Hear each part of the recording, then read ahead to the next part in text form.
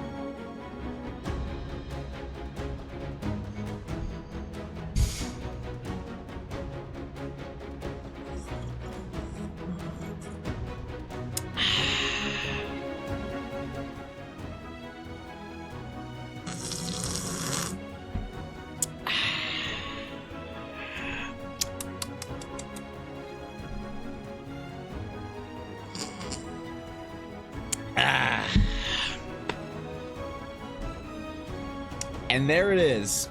A brand new day. A brand new week. And oh, what a weekend it was.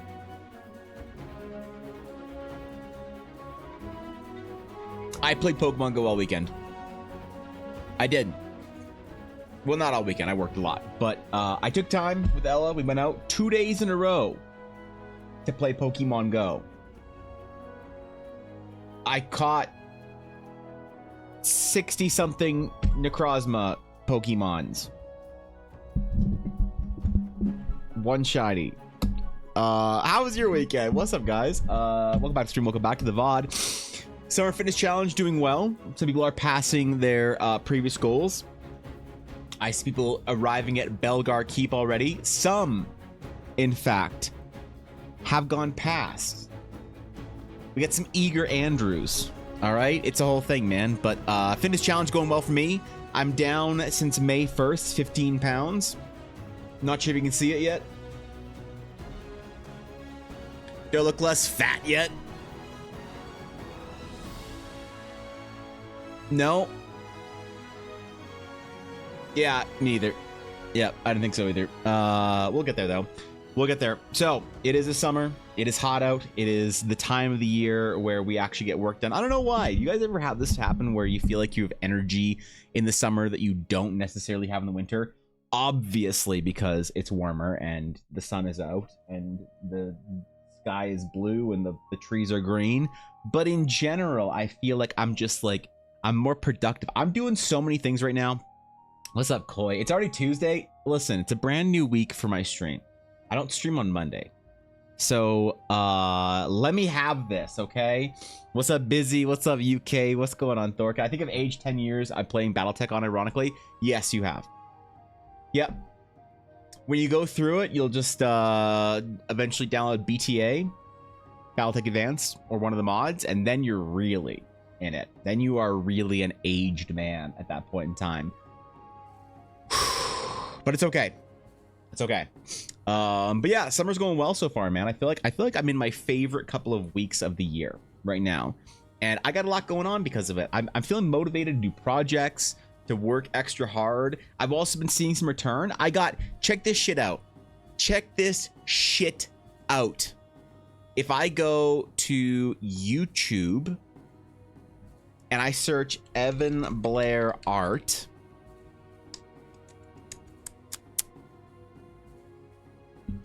look at that, dog. I got my first video with over 1,000 views. I got it. 3.6K. Look at it, man. I got my first video with over 1,000 views, and it was a kind of a meme.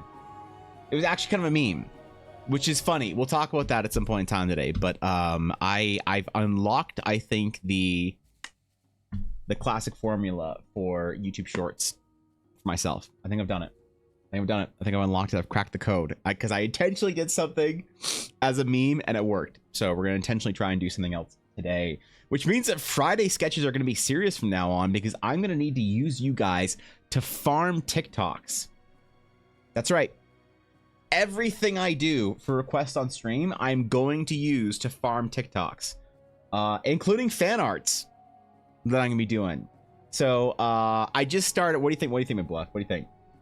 Do you think pose wise, do you think it's because listen, I don't know how many of you watch Careful Cantrip. I hope all of you. But what do you think of Bluff? Is this good? Is pose wise? I want to do something more majesty, more mage like. I don't know. What class is this rune? Because I know there's a multi-class in there, but I hope Raina likes it. I don't know. I was talking to her this morning. So excellent inspection pose. If I can get McBluff's approval on art, I feel like I'm doing something right. So maybe I'll do that today or tomorrow. I don't know. I kind of feel it. I'm kind of feeling like I've got a lot of work to do, a lot of projects, which, hey, by the way, I officially got a table at the Edmonton Fan Expo. So I will be there, because we didn't know if we'd be able to get 2 tables right next to each other in Artist Alley, because Fan Expo was like, hey, you want 2 tables? You want a second table, Ella? Sure. You want a table for your loser husband so he can peddle his stupid art that no one's going to buy because he's stupid and fat? Oh, wait. Oh wait, I'm down 15 pounds. No, I'm still okay. And she said yes, please. And they said okay, sure. They won't be together though. And Ella said, ooh.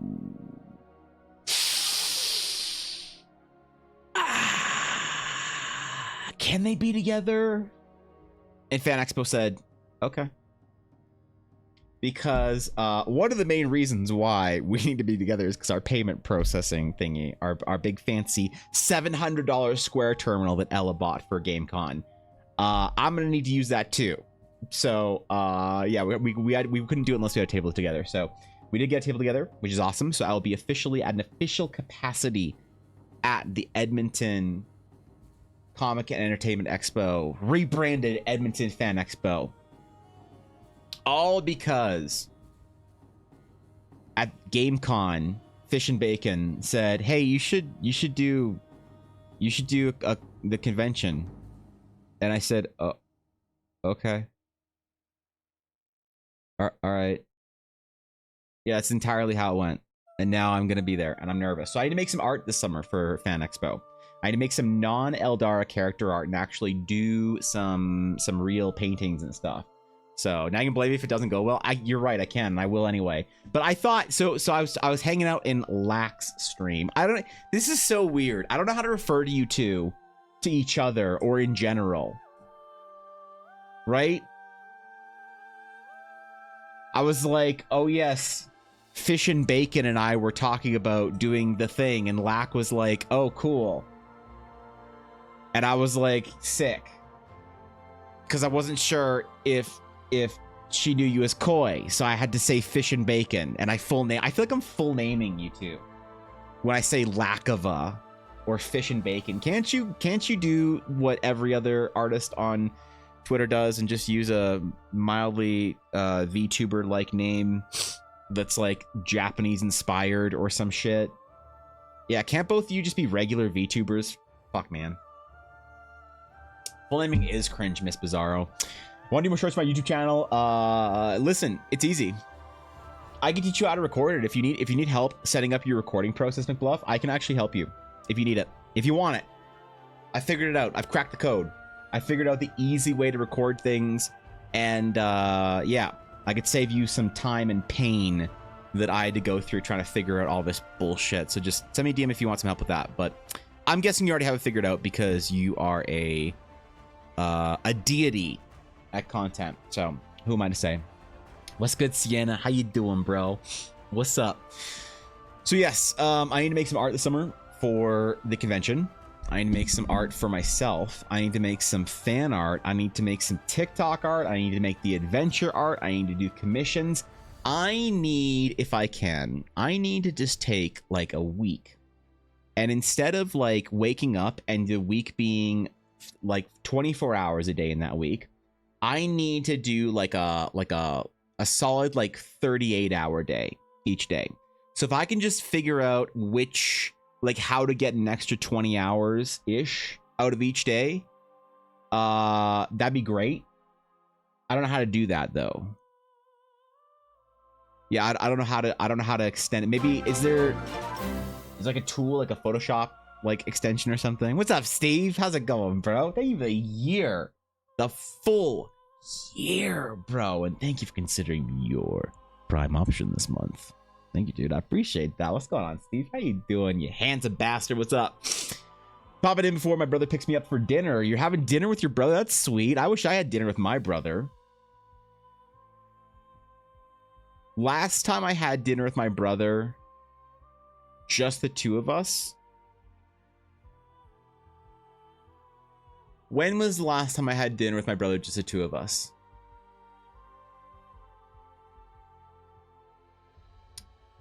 So he moved away when he was 18 and I was 15. So I'm assuming at some point in time when I was around 14, our parents would have been out for some reason. So it's probably been 20 years since I've had dinner with just my brother. So maybe I should. Maybe I should ask him if he wants to go get some to eat at some point in time. A year? Yeah, it's a whole year, dude. What's up? What's up? I'm also with my mom and sister, sort of a birthday dinner, even though it's not my birthday yet. Well, okay, fine, never mind. Never mind. I thought it was just some dinner with your brother. I thought it was real sweet, but it's a compelled dinner with your family. That sucks. You're gonna play D&D instead. You'll have more fun. Or so they say. What's up, Gabby? What's going on, dude? So yes, got lots of work to do this summer. Lots of projects to do. Fan art. I've also found I've kind of found my stride when it comes to doing a lot of work. Recently, I found my stride as to how to manage all of it and how to go in a little bit more aggressively to my work. And I think I might actually. I've been contemplating making a YouTube video about it. Making a YouTube video about the process, sort of the artist's process, because I feel like I've spent a lot of time over the past couple of years trying to share some insights that I've sort of acquired on while streaming with you guys about how precisely to make art and to do the whole art thing, you know, which some of you find interesting, maybe, hopefully, and some of you find absolutely useless to you, which is why I don't talk about it on stream much. But I was thinking about making a YouTube video about it and talking about some of the things I've learned. I feel like I'm really starting to succeed right now. I kind of felt like I really couldn't make a YouTube video about how to be an artist or talk with any authority until I was like a renowned artist. You know, it's like if you have less than 10,000 followers, you're a nobody. Unfortunately, that's the way the internet is. And so who am I to make a video about it? But I think I've learned some insights about process, and I think it'd be interesting to make a video about it. So I might do that. I don't know. We'll talk about it, but I've really learned some stuff about how to go for it and how to really make a lot of art. Where did all my ice go? I put ice in here. What is this half boiling water going on here? Yuna, is this your fault? Oh, she's hot, man. It's too hot. You know how hot it is? Oops. That's how hot it is. She doesn't even want to be in her bed right now. She wants the cool plastic floor mat. That's how you know it's hot as fuck out. Oh, she's dreaming. I don't know if you saw a little tail flick, but she is indeed dreaming right now. Never mind, she woke up. All right, good stretch, Yuna. Good stretch, baby. All right. Well, either way, yeah, I might make a whole thing about it, because I feel like I've really been, you know, the productivity that I've had in June, July probably outdid March or January through April, which is really interesting when you think about it, that you can be more productive in a month and a half than you were in 4 months. But I think that it's true. It's certainly most for me. I had a grind at the beginning of the year to try and get going, and I'm finally at the point where I'm like getting shit done at a rate that I think is mildly satisfying, which is really cool, because I can be more ambitious about projects. And then I'm also seeing some return on some stuff, which is great. So yeah, all in all, good summer. We got a lot of projects. We got a lot to talk about today. We got the convention we need to plan. We need to talk about some art that'll be worthwhile for individuals, because the problem is, so my plan for the convention is I'm going to go there. The main goal is not to sell anything. I'm not worried about selling anything. If I sell stuff, great. We're already there. Ella's got her table right next to me. I'll be helping her out with like dice and shit and all that stuff. So I'm not worried about like making the table back and stuff. What I want to do is I want to see what people think about the project. I want to see what people think when I tell them about the Realms of Eldara, and see how they respond to it and how interested people are in it, because I find that Twitch is not a great place for that. It's good, don't get me wrong, but it's not the best. It's not as good as a convention. And I'll tell you why I think that's true.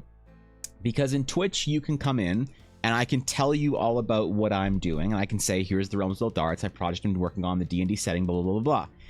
And generally, people won't respond to it or talk about it or inquire about it in chat unless they're positive about it, generally.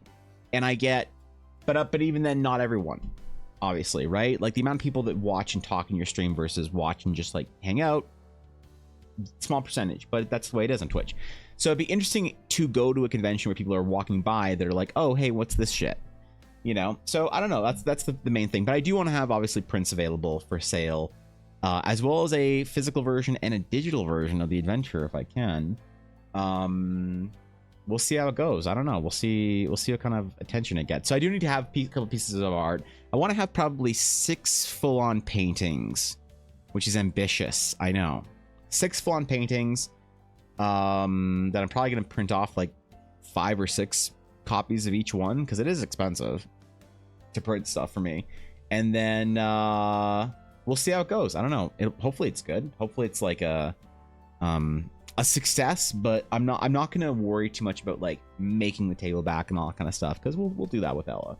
But it has been a good month. I did ever show you the video I made for DD Profit Book I made for one of my classes? You did. It's amazing. Yeah, I'm extraordinarily impressed. I harassed you to see the video. So yeah, it's dude, I'm deeply impressed by your work last semester, McBluff. I'm excited to see what you do next year.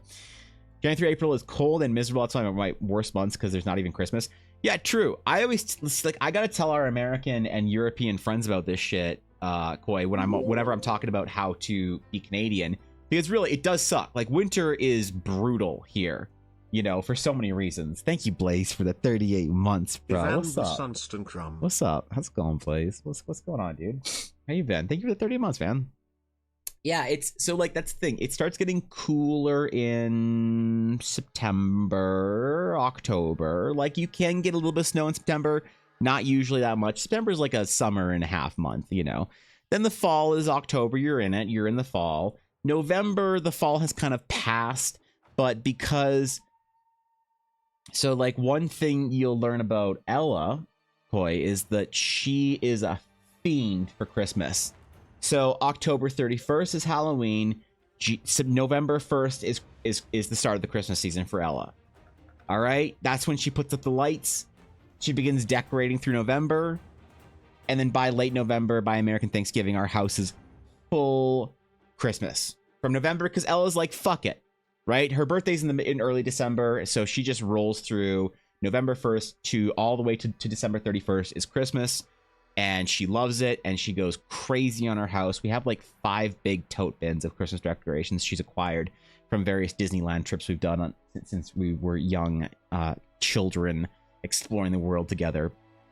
But yeah, so that nobody minds the winter during Christmas, because it's also December and November is not that cold. It's not that miserable. It's like dark and whatever. But the thing is, when it's dark out, the lights go on and everybody has Christmas lights on. You take your dog for a walk at 7 p.m. and it's pitch black out. Who cares? There's Christmas lights everywhere. It's beautiful. It's whatever. There's, you know, everybody's in a good mood and whatnot. And then New Year's hits and everyone's like, let's go, man. It's a new year. We're gonna go and be like new people. We're gonna be great. We're gonna do amazing things. And then like January 7th or 8th kind of hits. And that fucking sucks. Because now it's minus 20 on average, if not a lot colder. And it snows, and it's dark, and nobody's happy, and it's miserable, and everybody's depressed, and everybody's mad, and nobody goes out, and nobody does whatever. And then you have to get through January. You have to get through February. You have to get through March, because March is still a month where it gets to be minus 20. March is a bit of a toss-up. And unfortunately, April is still a winter month. I'm sorry. April is a winter month in Canada. It can be decent-ish, where it's not fuck you cold and in towards April, which is great. You know, you just put on your jacket, you're more casual or whatever. You don't have to put on the ski mask and whatever, all this other shit. And finally, May feels like spring is starting, and June is full spring, beautiful, whatever. And then finally, July, August is summer. So it's a whole thing. Yeah, Koi gets it. But during that time, during January, February, March, I dream of this week. I dream of this week, the week after Stampede. It's hot as fuck out. The days are still long. It's just perfect, man. So yeah, I feel like I'm always in a great mood as soon as July rolls around. But I don't know, bro. I don't know. I'm allowed to do Christmas music and stuff till Thanksgiving. That's like, it's okay. It's like the 20th of the month, right? For November. January 7th is my villain origin story every year. It is like, it's so rough, because also you've been in the dark for so long that you're like, what is the sun? What is the sun? Does it exist? You know, it's tough. It's tough, especially because this year was the year that I started going to the gym every single day. And let me tell you, getting up at 6:30 when it's pitch black out and punch you in the nuts cold. Oh, it's hard. It's so tough, man. I don't know how we're gonna do it, but enjoy your dinner, Sienna. Take care, man. So whatever. Anyway, so we need to do some projects this year for Edmonton Expo. It's gonna be a bit of a chaotic September for me because I'm gonna be doing Edmonton Expo, coming home for a little while. Then we're going to see family in Hawaii. Hopefully, if that works out, fingers crossed. I don't know. It's still up in the air. Family isn't deciding if they're gonna go or not, and it's a big meeting thingy, so we gotta figure it out. But likely we'll be going to see Ella's family in Hawaii, which is gonna be great because I am going to just get a pineapple. All right, and what I'm gonna do is I'm gonna I need Bizzo to send me that video again. I need to get the fucking link of the me contemplating who asked thing again or whatever, because I think she made a video of it. But I need to go farm meme content in Hawaii like I did last year, because I did this whole series. I did this for those of you who weren't around when I went to Hawaii last time with Ella to see your family. I did a whole compilation of Twitter posts of me just like looking out on like boats off into the horizon on top of fucking mountains. And eventually I had this whole Twitter post about how I've traveled across the island. I went through the Pacific into the deep ocean to the Hawaiian Islands and back, and I still couldn't figure out who the fuck asked.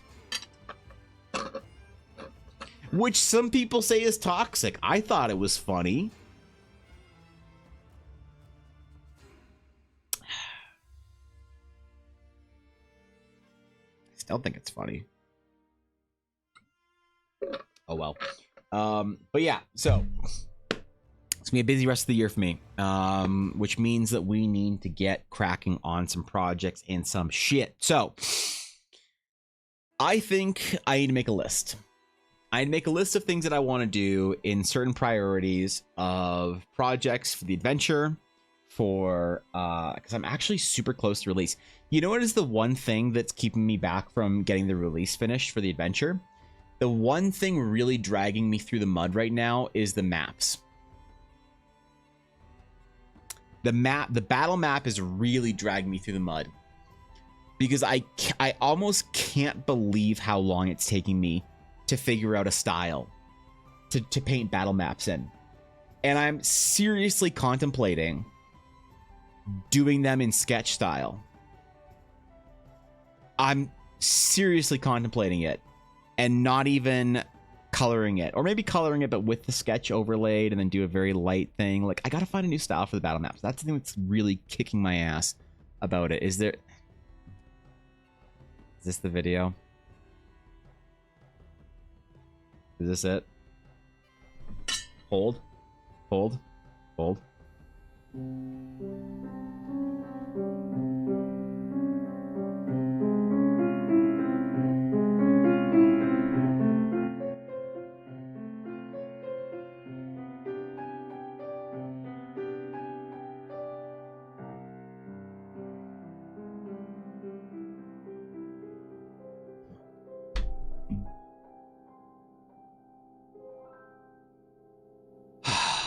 God, it's perfect. It's perfect. Thank you. I'm gonna I need a use for this. Yep. I'm gonna make it an alert or something. I don't know exactly where, but we're gonna make this into alert or some shit. This is a fun day. I remember this. We were on this like lava rock beach on South Maui, and Ella said I looked majestic, so I had to do the proper who asked post for it. You look weird without a hat? You think I look weird? It's not weird to see me without a hat, but you think I look weird without a hat? Damn, bro. I'm sorry. I do wear a hat every day. Yep. I get it. I never wear a hat when I'm not streaming. I sometimes wear a hat when I'm out. If it's sunny, obviously. I gotta protect my my skin. You know, ever since a year or so ago, my dad had a little brief run-in with skin cancer. He's fine. He's great. You know, You know, no biggie, just a very simple, quick little thing. And I realized maybe I should protect my skin in my youth, so that in my later years, I'm not worried about the fucking sun terrifying me. So I wear a hat whenever it's sunny, and I sunscreen the fuck up now. But when I'm not, when I'm just hanging around the house, I never wear a hat. I only wear a hat when I'm streaming or when I'm working. Well, actually, I don't always wear a hat when I'm working. I only wear a hat when I'm working if my bangs are long, and right now they're quite short. That's why I can't see them poking through my hat. So, yeah, I don't know. It's because you like that Atari? Yeah, thanks, man. Please make it a modeling command. I can. You know what? I'm sure.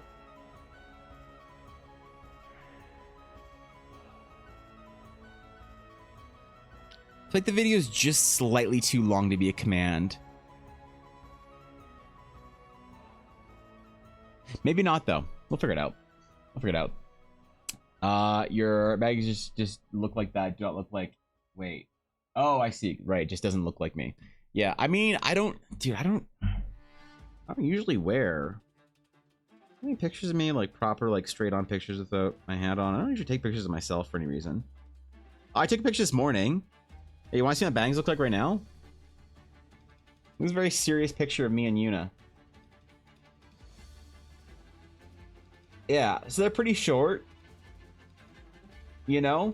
Like, I don't know. I was like, I never took any pictures of me. I literally took a picture of me and Yuna this morning. Like, literally this morning. What am I saying? Well, that was convenient. The only other pictures I have of me on here are that I take of myself are fatness defatification progress photos to see how fat I was the previous month and to see if I'm any less fat this month.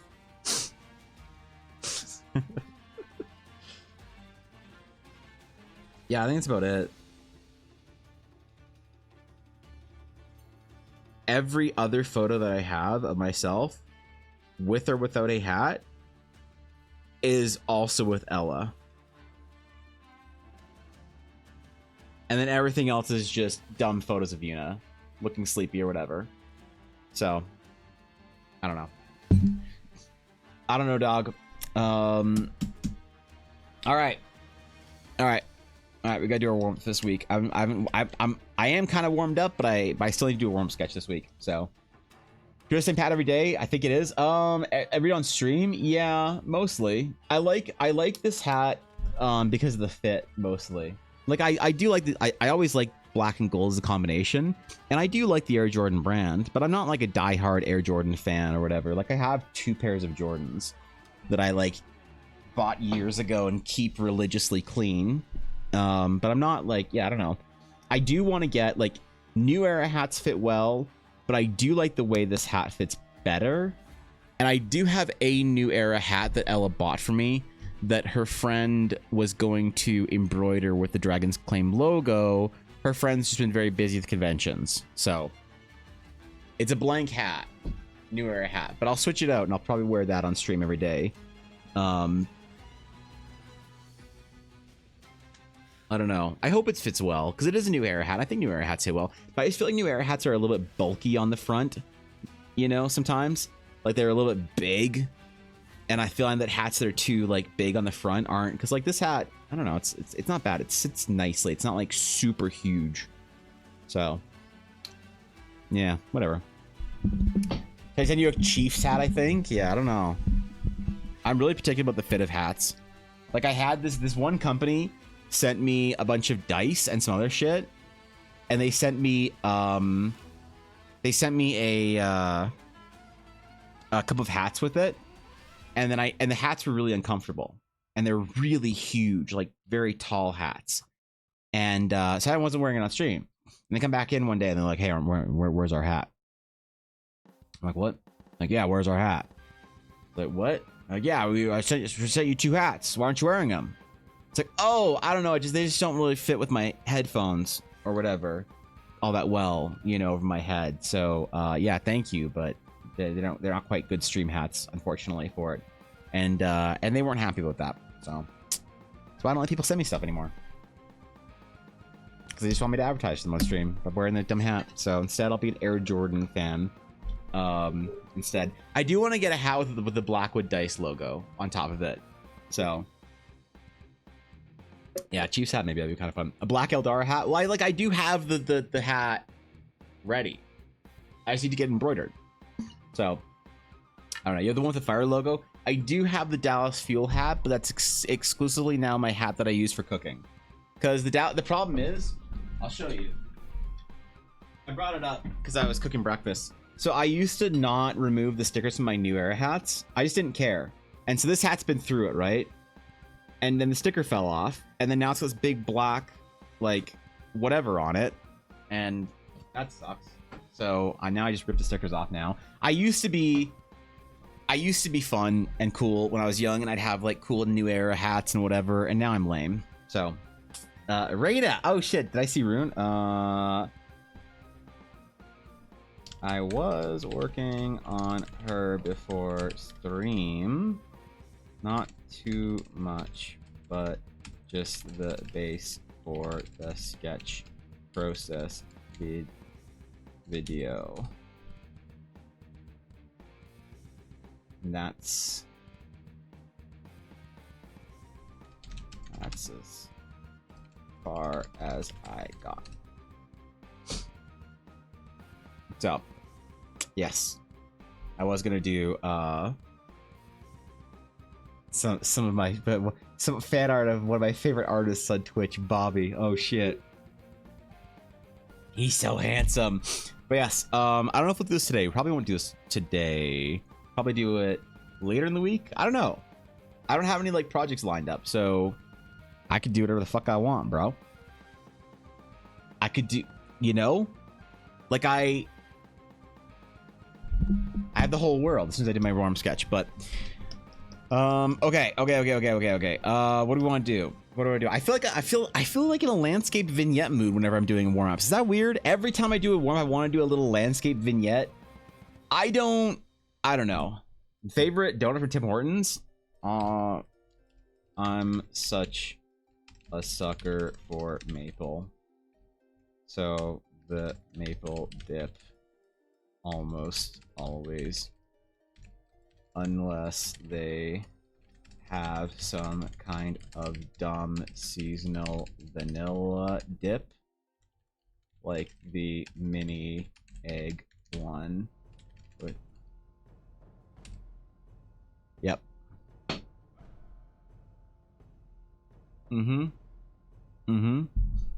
Listen, your donut order is an important thing to Canadians, all right?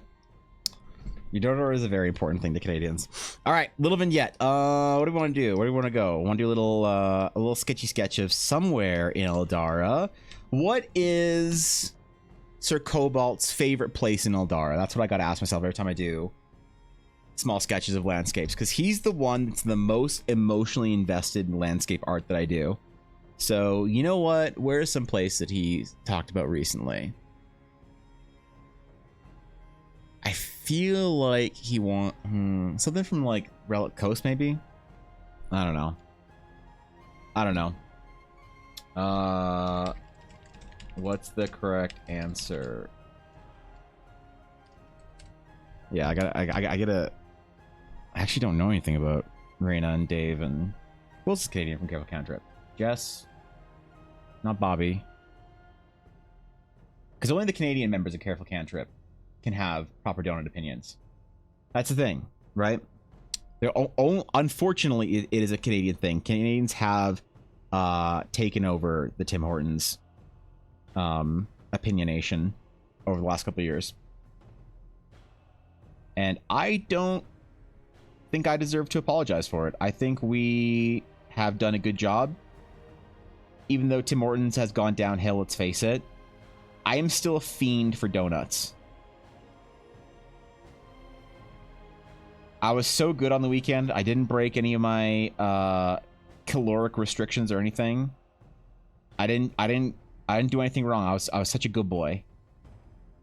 But next weekend, oh, I've already planned it. I'm such a fat kid. I'm like planning my like snacks out like a week in advance, and I'll think about it all week.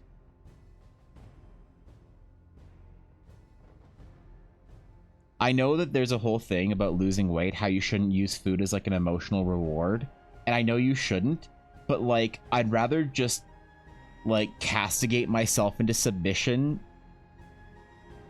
to lose weight here and that and now. And then oh, I should be recording this. Fuck. Hold on. Ah, fuck it. Do I want... Yeah, okay, hold on. I know. Actually, fuck it, I'm not gonna restart it.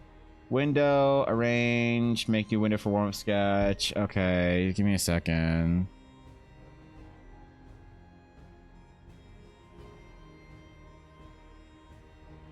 And then I'll zoom in.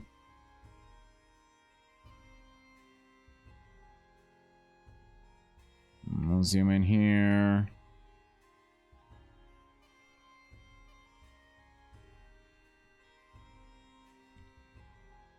I'll move this down. Okay. All right. Record. Dope. Race and start over? I kind of think I should actually though, right? Old fashioned? Oh man. What's your favorite Timbit? Mine are the old fashioned Timbits. Dude, what were the ones that... Remember when the Justin Bieber exclusive Timbits came out? What were those flavors? Because actually those were legit. Like, no cap, I like Biebs got some Timbit cred in my book.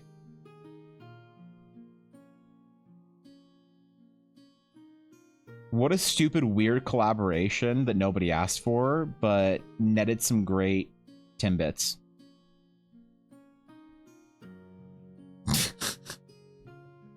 Nobody likes those used to work at Timmy's and nobody wanted them? Wait, nobody wanted what? The old fashioned or wait, which one?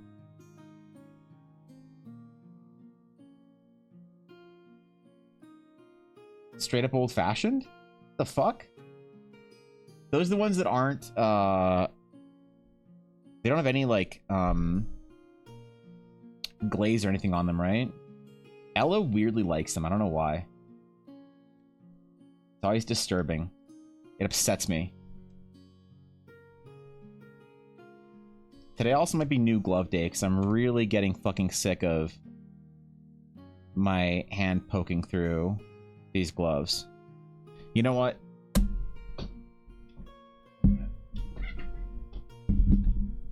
I actually have a new set of gloves. They're around here somewhere. Where are they?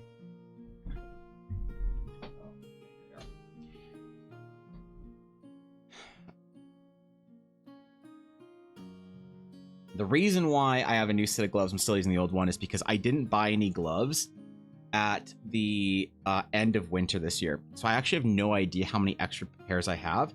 And I got to make my pairs last until next winter when they're back in the like grocery stores and stuff. So I gotta be very careful.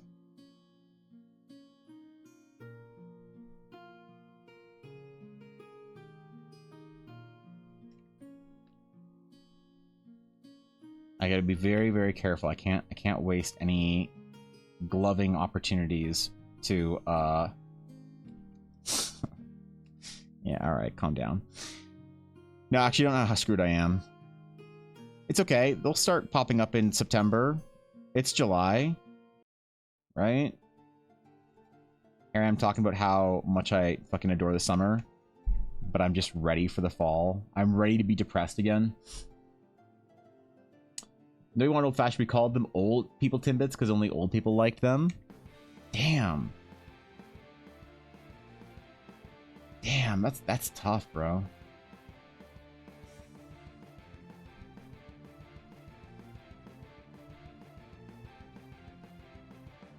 I feel bad for the old fashioned enjoyers now.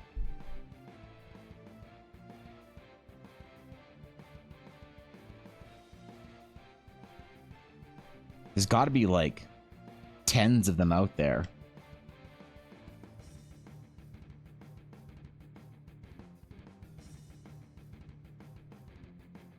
It's like when I when I go there and I accidentally don't specify which kind of Timbits I want, and then you get a whole bunch of old-fashioned in there, and you're like, God damn it.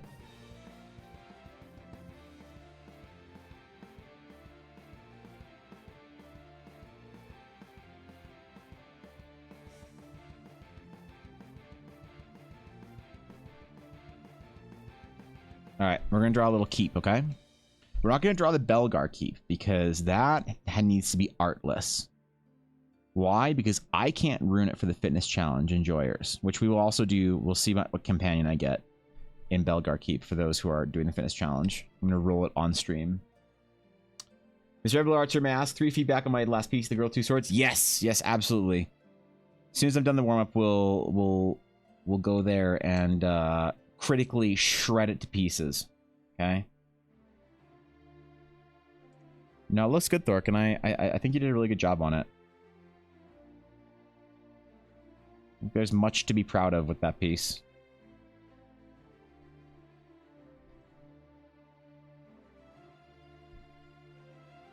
It's hard to be very critical of growth pieces. You know, because you know that you're doing something at sort of a new level. And sometimes you don't really understand all the things that you did right or wrong in a growth piece. So it's not the best idea to use it as critical feedback itself, if you know what I mean.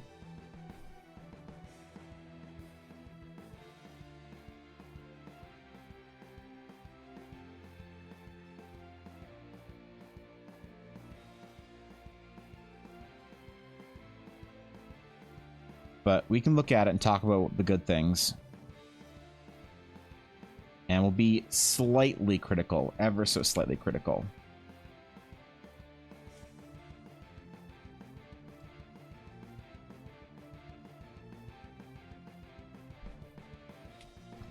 But no, I will not be shredding any of it. It is too impressive for me to do that.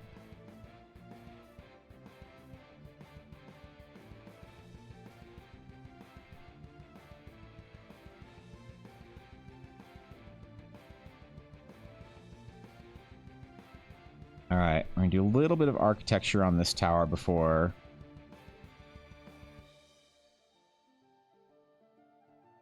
obviously and clearly making this not Belgar Keep, okay?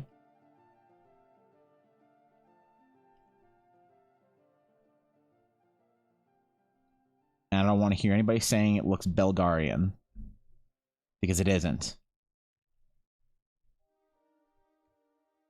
You can't make me. If ever, because they're kind of cinnamony and spicy and goes really good with the coffee. Oh, well, that's my problem, I guess. I don't really drink coffee, so I guess that's why they're lost on me.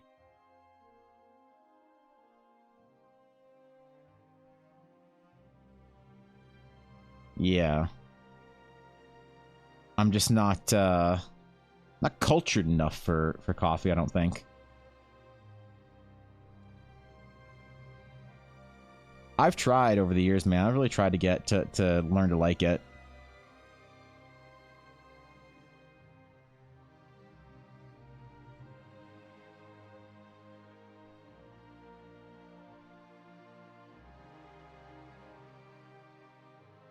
I don't know why it never worked, but damn it, here we are.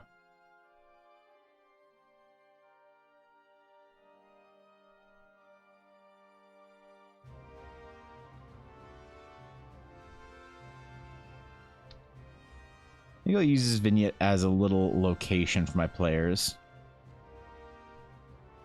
I wanted to give them the opportunity at some point in time to buy a new piece of property if they wanted as a home base. At some point in time.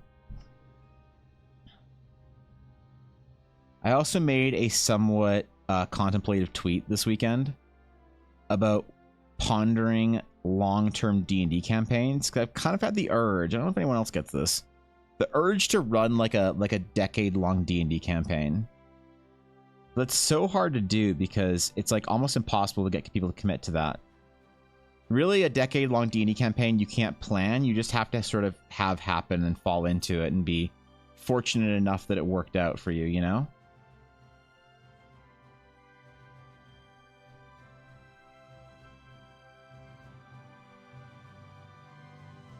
But I wanted to like do like a interview or something with people who are in those long-term D&D games and see if there's like certain qualities of it that you can identify as being like, oh, this is one of the things that leads to long-term successful D&D games.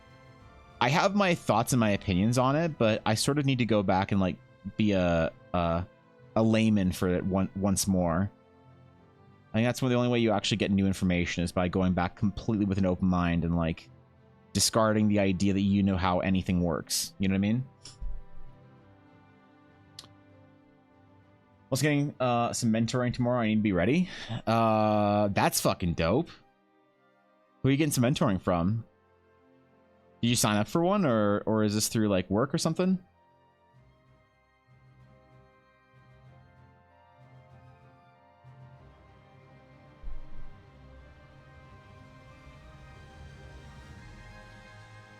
That's fucking sick.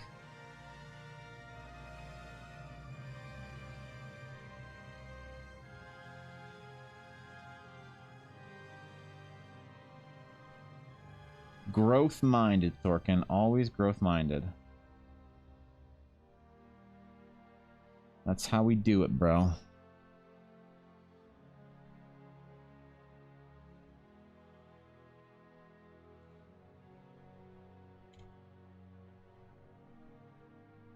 Why is my brush? Oh, that's why it doesn't feel right. That little airbrush thingy on. I don't know what that does, but I certainly don't want it on when I'm drawing.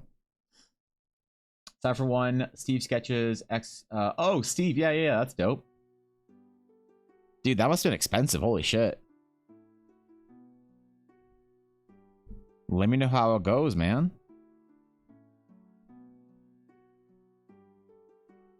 That's cool. I wonder if Koi accepts mentorships. I wonder if I could get a mentorship under her. Sign up for one. That'd be sick, dude.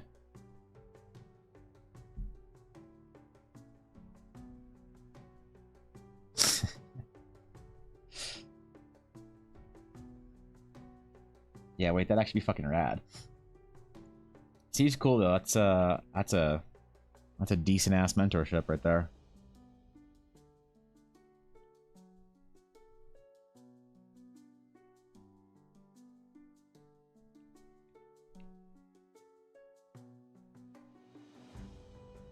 I barely know what I'm doing. Well, it's impressive nonetheless.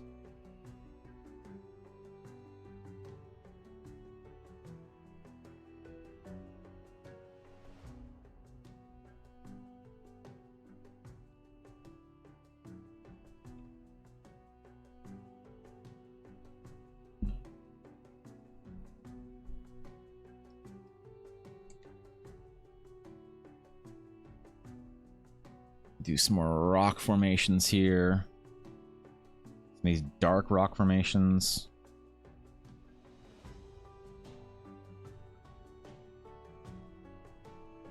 As if they are some sort of important piece of landscape. I don't know. I don't know, man. Leave me alone. I'm just making dumb D&D shit up.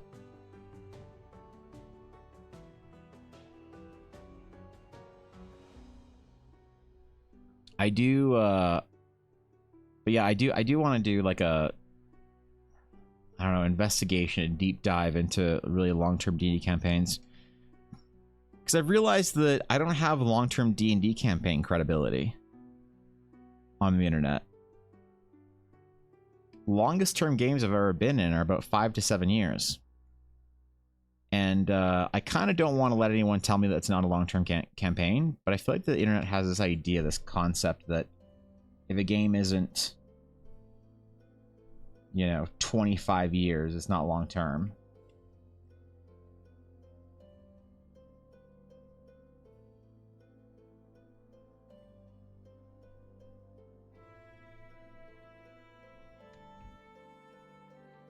to be fair, the last time I did decide to create a long-term D&D campaign, it didn't work out because 2 of my players got fucking divorced.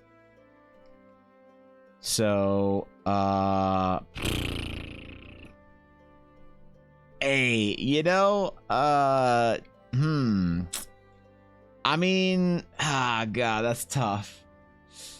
Yeah, that's a tough one. I don't know about that one. That one's a little rough.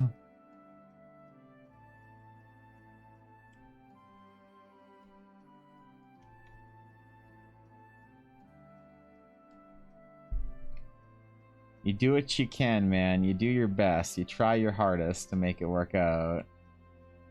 But at the end of the day, it's not really up to you if your D&D campaign is long-term or not, you know?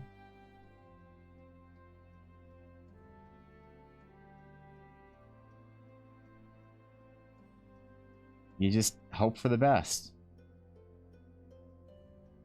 Try and find good D&D players. And just hope their marriages don't fucking collapse. That or, like, so there's a content, like what is it? A controversial, unspoken rule that some DMs have in like the secret DM discords and the secret DM moots on the internet. Secret discussions at the tables of game stores.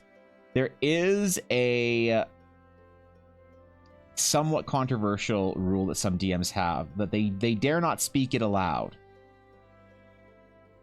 for much offense is to be taken. But the rule goes, never play D&D with couples. Never play D&D with couples if you want a long-term game. And oh boy, does that make people mad when they hear that. But like, you kind of can't blame a lot of DMs that feel that way. I don't mind. I don't like mind playing D&D with couples. But it's tough.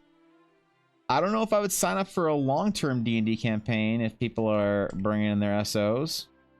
You know?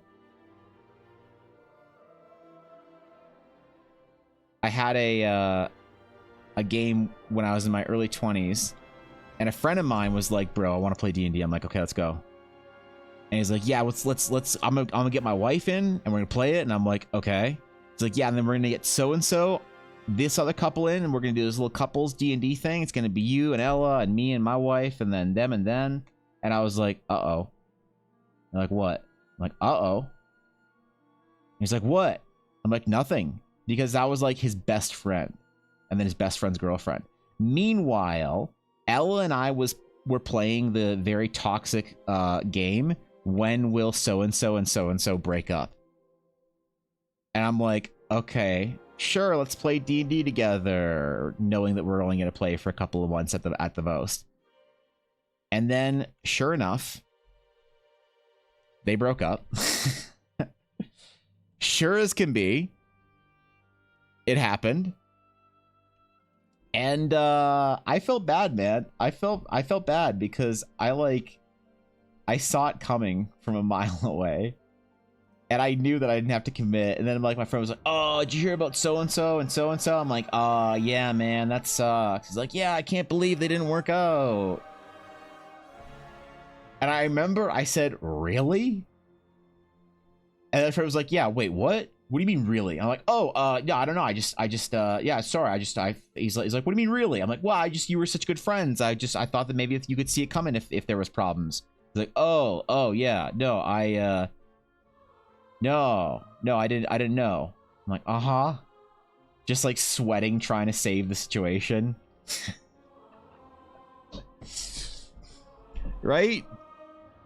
Edits campaigns cause divorce confirmed. Only one has. Still one. Wait, still level 6, 1 level per year. Yep. Should I get married, join a campaign, blame me for my divorce? Done? Please do. Good rule without knowing you and Ella, I would never play a table with a DM and his wife at the table. Me either. Yep, I agree.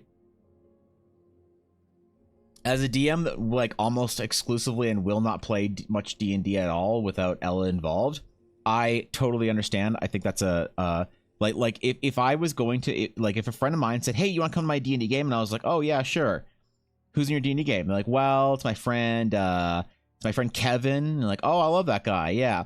And then you don't know him, but Kevin's friend and our friend now, Megan. You're like, "Oh, cool, okay, cool. What's Megan like?" "Ah, she's dope." "All right."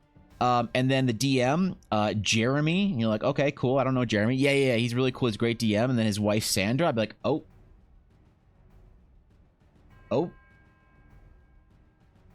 the DM's what?" "Yeah, the DM's wife Sandra." I'd be like, "Oh, I don't know if I'm free that weekend."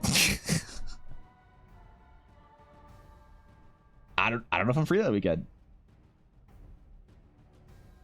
Yeah, I might be busy. I'm sorry. Never mind. I guess I have to bow out.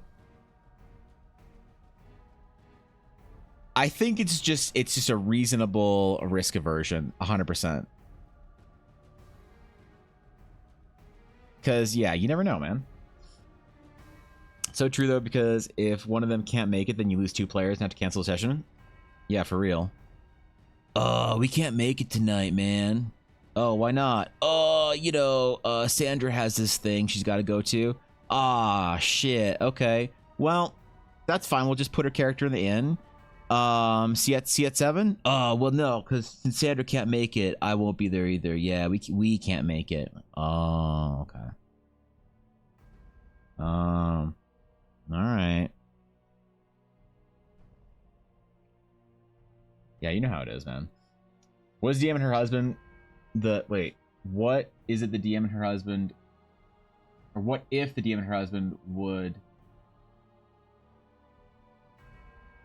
still work? Wait, what? I'm sorry, my brain isn't making sense of that. I'm gonna need you to explain to me like I'm tired. I'm not sharp enough this morning. My availability suddenly vanished. I remembered I have to do nothing that day. Well, I do tell my players that like some days we're gonna take the day off. We're gonna take the game off. Like, okay, you want my hot takes? You want a hot take? I'll give you a hot take. I'll get canceled. I'll get canceled for it. Y'all gonna be mad at me for this. Yeah, hi Reddit. All right, here's my toxic hot take. If you don't if your D&D game doesn't fire for some reason, DM's tired and burnt out, somebody can't make it, whatever reason, and you and your friends don't immediately say, "Okay, well, what else are we gonna do?" You and your friends say, "Okay, well, I'll see you guys next week." Your D&D game's not gonna last long term. I'm sorry, because like the most healthy D&D groups I've ever been in. This isn't a shot at any of my current or recent D&D games, but it's just the way it is. The healthiest D&D groups I've ever been in were the ones where I was in high school, where basically we were always going to hang out on Friday night. That's what we did. We hung out on Friday night. Most days we played D&D. Some days we didn't. But if we didn't play D&D, because like Yavuz and Carolyn weren't there, and we felt like we couldn't play because we had 2 players missing, there was never any assumption that the rest of the crew wasn't coming over to my place to hang out and eat pizza and talk shit and play video games. And I think that's the mark of a healthy D&D group, is if you aren't playing for some reason, if the DM's like, "Hey guys, I need a week, I'm like really tired, I can't haven't prepped anything, sorry." Or if the players are like, "Yeah man, I don't know, let's do something different this week." Or if one of your players is like, "Hey, I'm not going to be there, so, just chill out."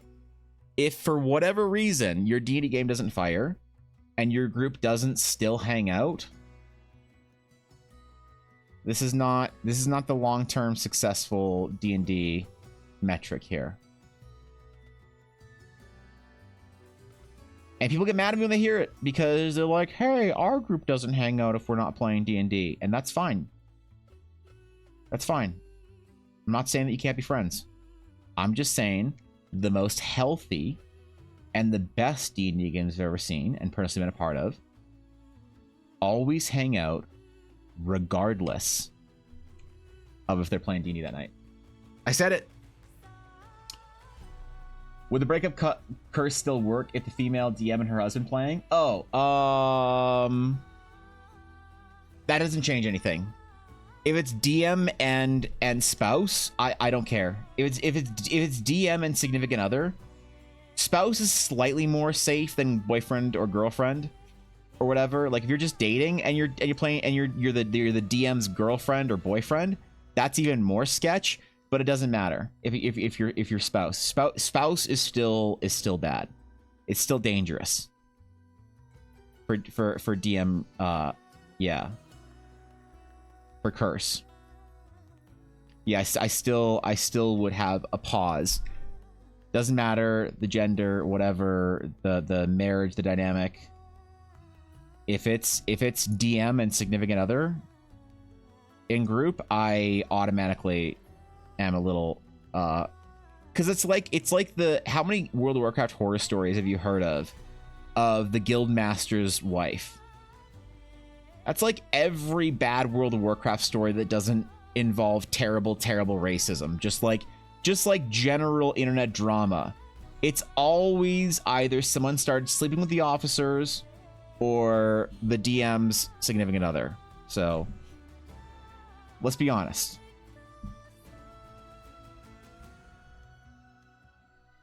That's unfortunately the way it's been for, you know. The group that I'm in, if we don't play D&D, then we sometimes order pizza and play board games. And that's great. That's great. That's awesome. Like, that's good shit right there.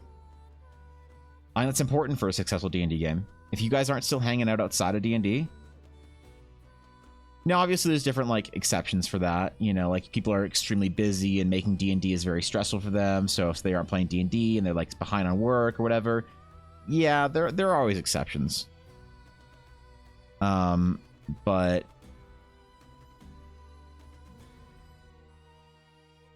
I don't know. Is this a controversial take? Is this a bad opinion? Love your environment sketches. They're so classic looking. Thanks, Cole. I appreciate that. I'm glad you like them. Thank you. That means a lot.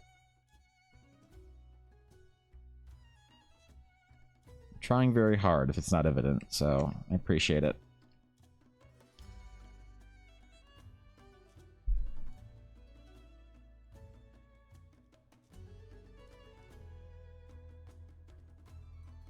What a nice thing to hear this early in the morning, bro. My husband, can I join your campaign? Me, find your own. People leave. Damn, bro. People leave? Yeah, longer term, significant others, sure.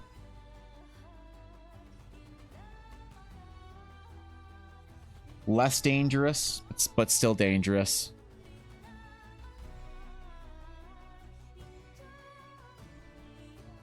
Short term, less than a year. Ooh, I don't know, man.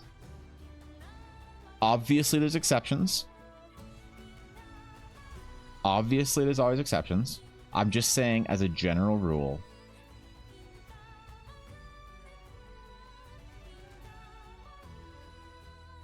it's a little monka.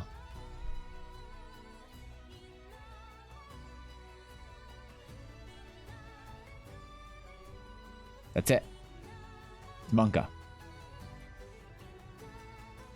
And I say this understanding that I am a DM that almost exclusively plays with D&D with his wife. I get it. Elle and I have been playing D&D together since we were like 14. It's a bit different. It's a smidge different for us. It's historical bond type thing for us. And let's just face it, the game's gonna be way better for playing with Ella, because you guys all suck at D&D. Let's be honest, man. Ella clears all of you idiots at the table. She's playing Astral Knights while you're playing. Ooh, I'm gonna be a bird. I'm gonna seduce the dragon. Bro, come on, man. Okay, let's get a real player here that's gonna play a paladin. A fucking paladin. No, I'm kidding. Relax. I'm kidding. Jesus, man. You guys, it's so sensitive. You're always so quick to cancel me on Reddit for making a fucking joke. God damn. Imagine them with a watercolor splash of color. I have thought about that.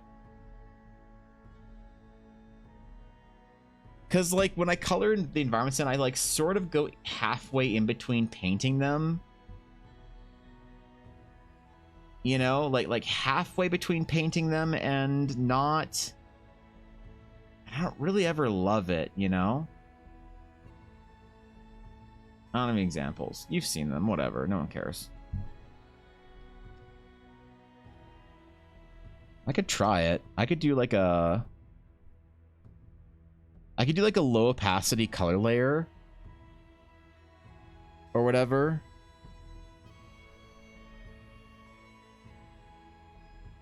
So that the background texture comes through, and so that the foreground color kind of like harmonizes with it by getting the sort of the yellow tone from it. I could try it. Why not? Fuck it. Here's I'll take ketchup XPs for the week. Oh shit. He said it, not me. Can I try? You can send me one and I'll give it a go. I mean, fuck it, yeah.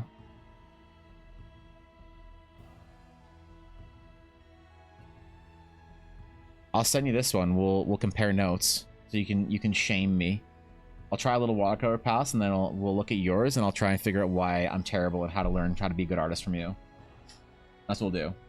This one is nice and loving how it's coming along. All right, it's yours. It's yours, okay?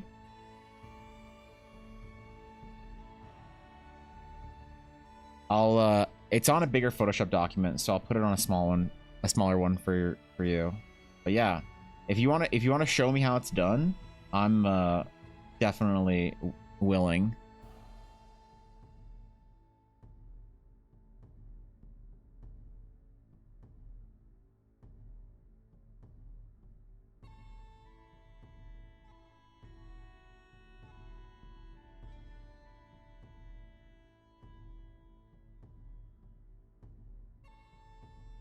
All right. All right, 1 second. Let me make a new. What's the what's the ratio that I do? Oh, here's what I'll do. I'll open vertical. I should be doing something on my proper vertical. Ooh. Where is it? Vertical landscapes. Perfect. Here, we do it like this.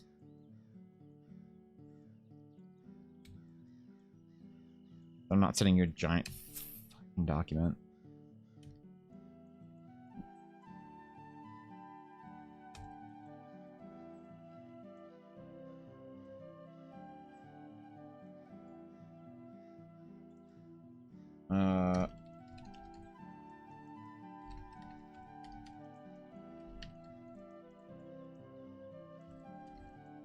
We're gonna save it as vertical shitty art from Evan.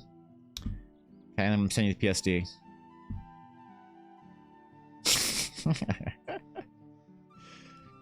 Hold up. Let me send you it. Vertical shitty art from Evan. Dude, I never send my PSDs out. This is a moment for me. I never give anyone my PSDs. I've never had to send one. All right, cheers. Yep. A big question. Can you help me? Yes. Maybe. Maybe, Carmelita. I'll try. If D&D or art related, I'm an expert. An absolute expert. Negative self-talk has to stop. Yeah, come on, man. It's just true. I'm making murder mystery with 5 players. 3 of those players have motives and evidence to be the killer, but they have all forgotten who they are and why they're there. Do you mean like in-game they've forgotten, or the players themselves have forgotten because they are not taking notes? Players have motive and evidence. Okay. I want little codes and secrets that I'm looking at the bigger picture. Reveal that me, the dungeon master, who was in on it all along. I made a little scroll with the spell modify memory, and I want to keep that on my body where the players can see, but I like it to be more obvious. Wait.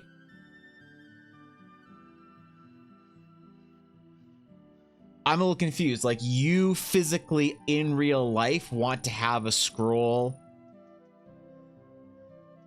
with the modify memory spell somewhere on you, and then you want your players to see it? Or are you somehow playing a character in the game that has it on you? Because that's easy.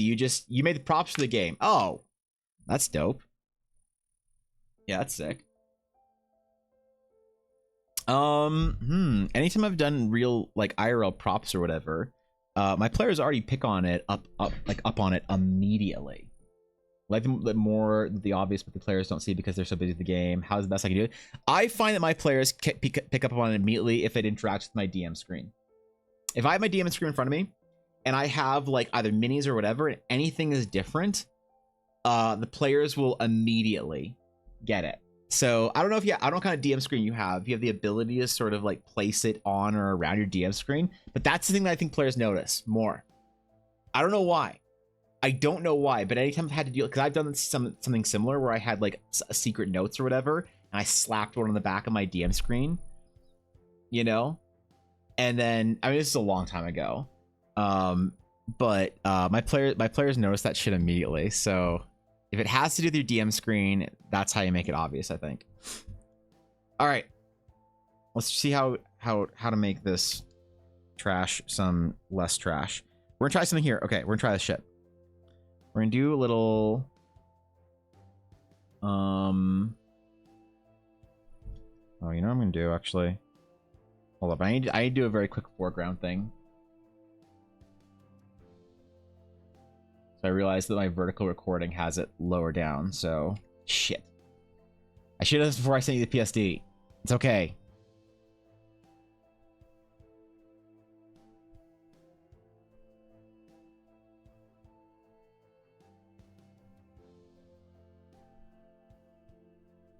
Do this.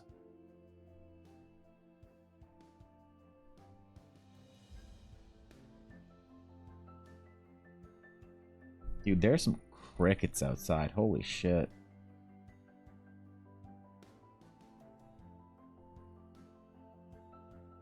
It is the height of summer.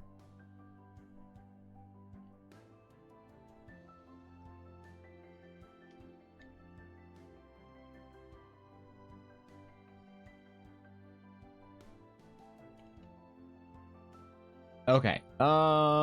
Good enough. I'm like looking on it on the other like recording thing. I don't have a frame up here right now.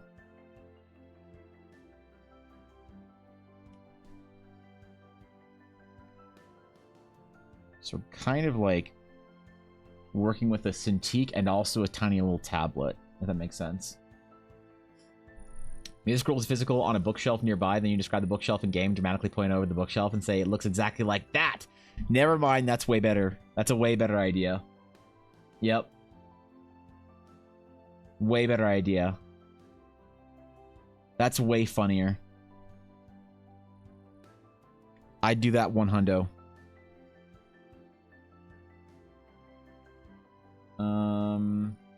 Okay, so to do this, we have to go to our eyedropper and do sample current layer. So we're gonna try a little painty boy here.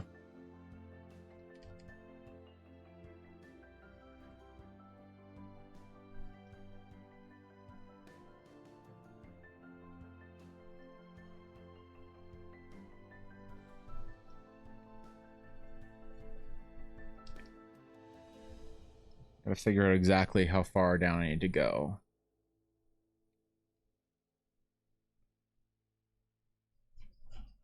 Okay, this is how far down I need to go.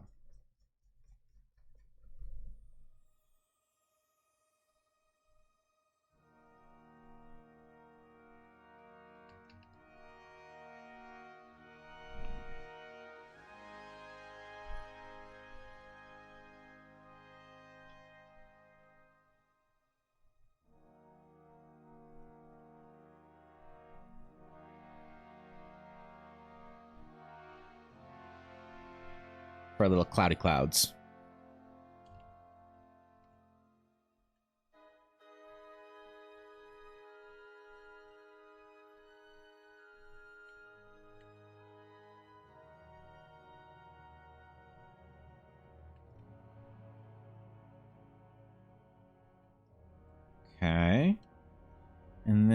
Let's do like kind of a orange rock face if we can.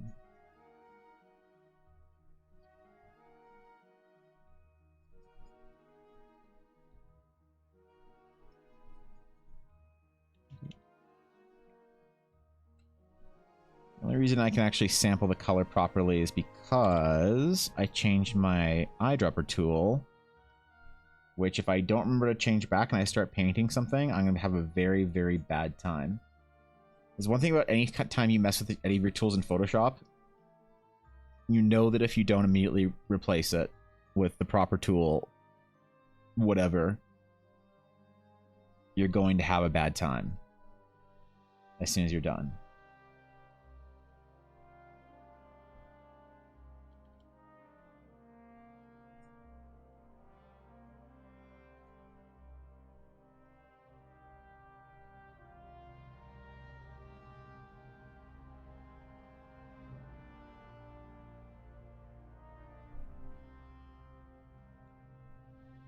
We're working forward, man. Slightly more saturation each time. IRL game, I made a lot of props and use actual stuff like candelabra and real life books. That's always fun. I do like playing D&D in person for that kind of stuff, but I always found that my efforts went vastly underappreciated to make props and stuff like that. And I got mad and stopped doing it.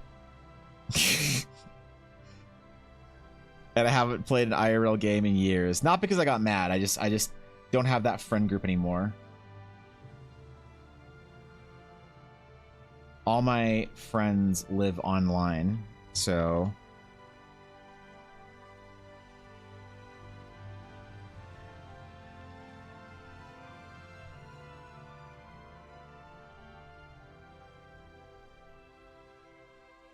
I've got to add a bit more orange to the background, to be honest.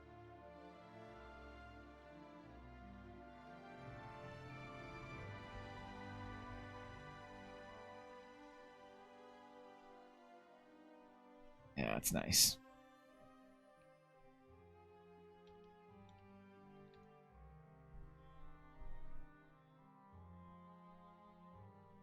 I'll do our little hard blue shadows. Nowhere to show off you know color theory best than when you have a fucking orange rocky wasteland.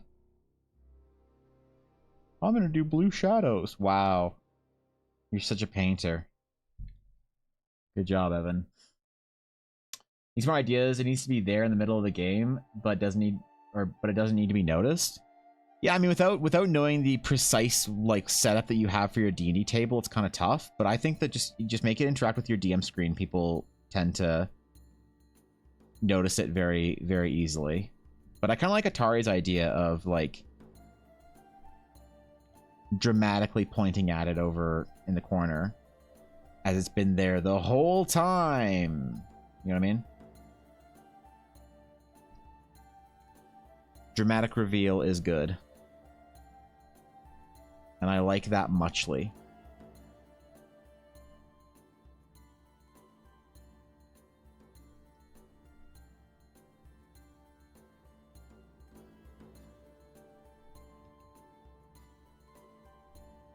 Very muchly.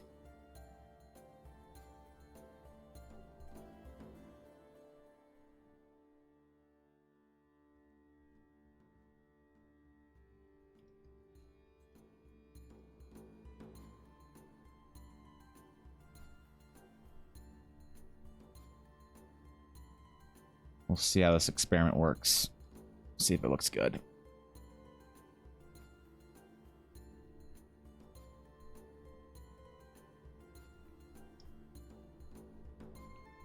Do a very dark stone for the keep.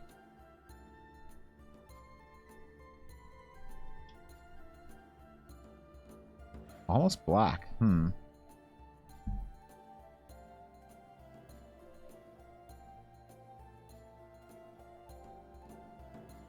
we should try white, actually.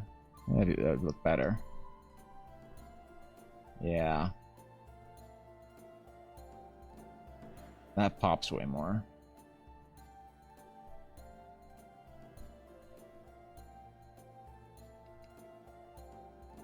Ooh, I don't want the pen tool.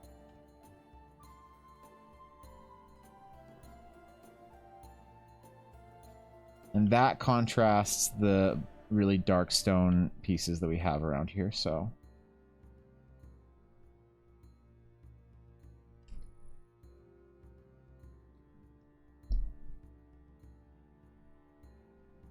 Oh yeah, that's nice, man. I like that.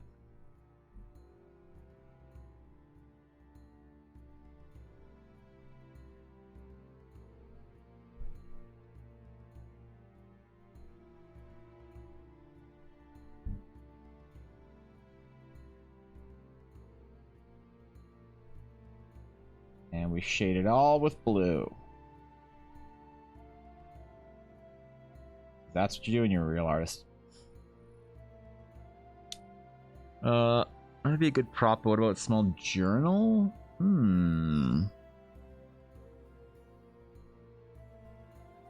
It's not a bad idea.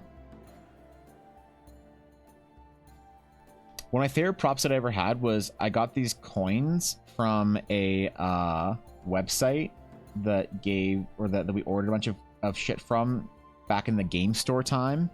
I was working at Sentry Box. And we ordered all these coins, and they're really cool, like minted, whatever, fancy, like D&D-y playing coins. And I never knew, like, for where they came until I found the website years later. And I was so excited I was going to order some more. And I ended up not doing that because I didn't. And that's exactly what happened. But I had these little coins that I gave to my players as like an in-game token that they could do stuff with. So the whole thing is they had this like mercenary guild they were working for. And as they did stuff for the mercenary guild, they would gain access to these coins.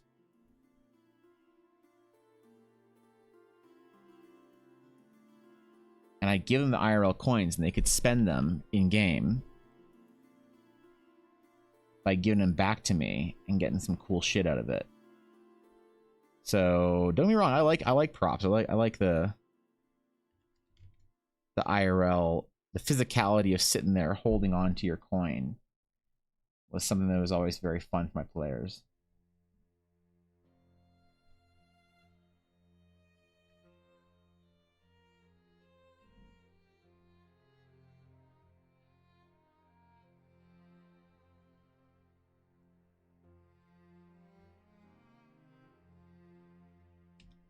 All right, there it is.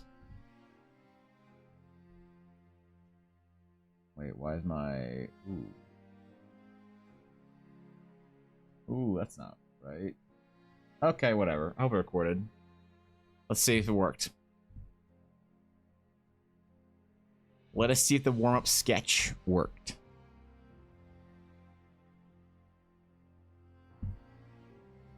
That's so funny. It just starts at this little, like, nub here.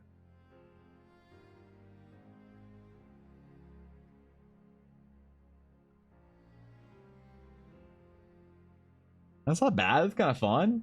It's kind of cute. It's all right.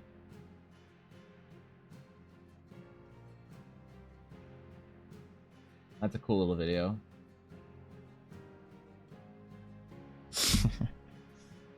All right. Good idea, Koi. Trying out some color. Maybe I'll keep trying to figure out how to do it and get better. Or I'll just say that's what I'm going to do and instead not. As you do. I'll start as a nub, nothing to be ashamed of. Yeah, thanks, man. Yeah, thanks, bro. I'm excited to see how Koi actually does it. I'm going to delete my little watercolor layer underneath for ease of vignette.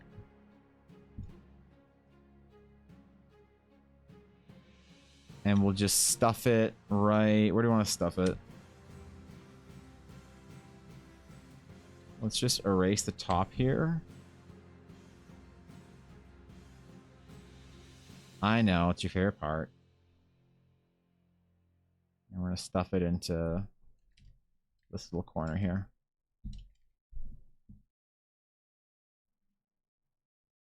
And underneath our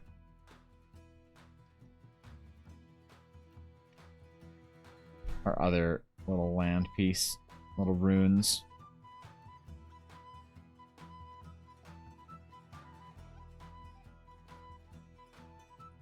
Cool. Can you write down the rule session issue would help wait. How?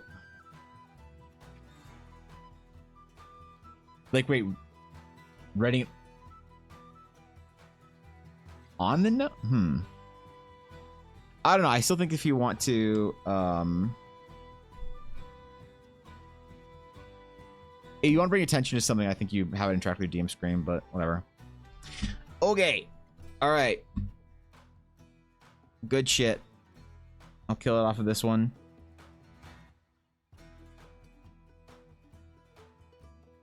I don't know. Whenever I do like a colored process piece, it doesn't do well. Weirdly. The first, like the sketch version with the parchment tends to do really well.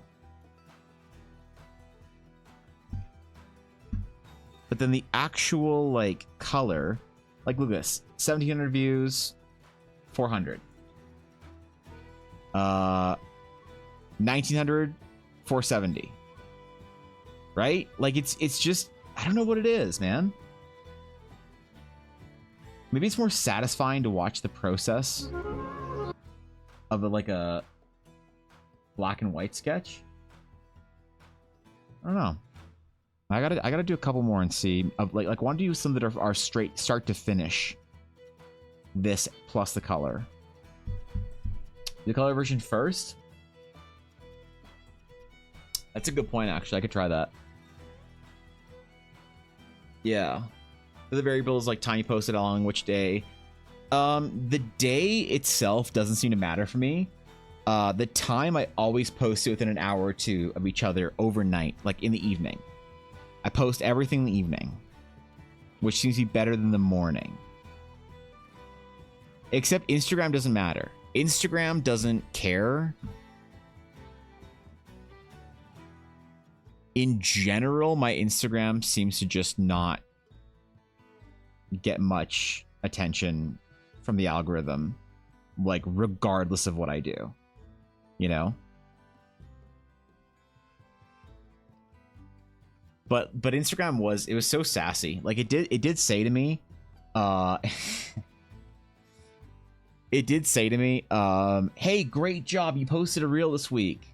If you want your account to grow, similar accounts post on average 6 reels per week. Post another reel.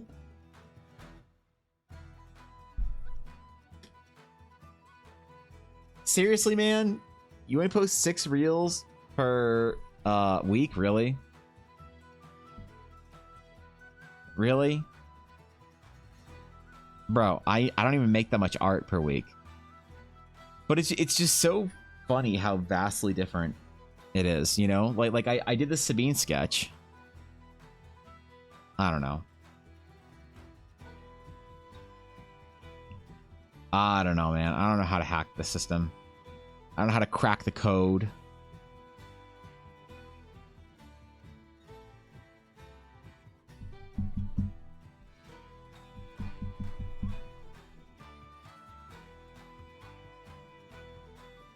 I wonder if it is better to do these style of videos.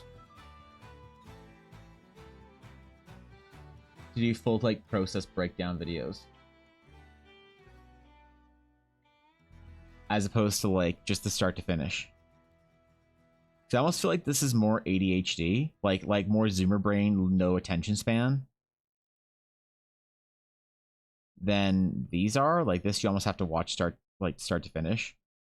I don't know. There's like some weird psychology in there that you could break down. Maybe it's not a worthwhile effort to try and break down the psychology of people using Instagram and TikTok, but maybe it's worthwhile. The following an artist who has over 100,000 followers and complaining that they want to get a dozen likes in their posts so hard. Is it a bad platform for artists now? Yeah, maybe. I don't know. The problem is I don't really know where is a good platform for artists. It doesn't really seem like anywhere really likes artists right now, unless you're doing fan art that people like for big IPs. And then you're doing fine, but like for original art, I mean, like, okay, so like I post this on Twitter and it's like 200 views, but only 12 likes. Like I think one of the biggest problems with Twitter is that because your likes were public for so long, people don't want to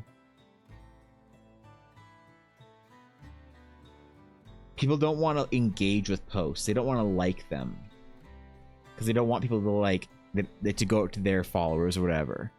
I think that's kind of a problem.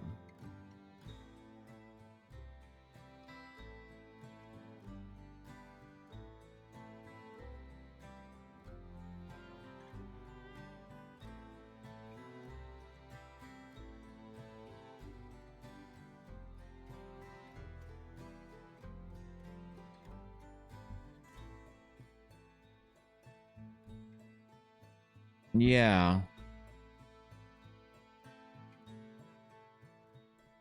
But then there are lots of artists that get traction, but I wonder if it's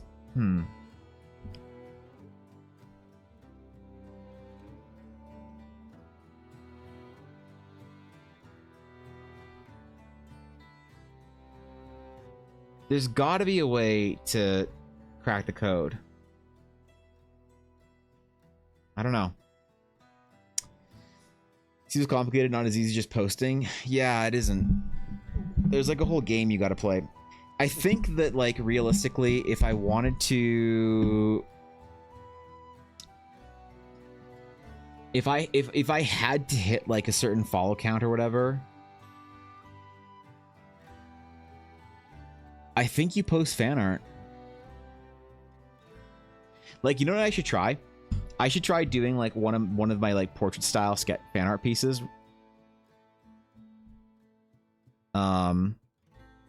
Like one of these sort of style pieces. And I should just try and do like, the question is, what would be the most interesting sort of fan art piece to run the experiment with? If it'd be best to do something like Critical Role that has a lot of affinity for fan artists, or if it's better to do something that's like more topical, like a new game that comes out. Like Dawn Trail, or what are other games that have recently come out? Elden Ring, yeah, Elden Ring.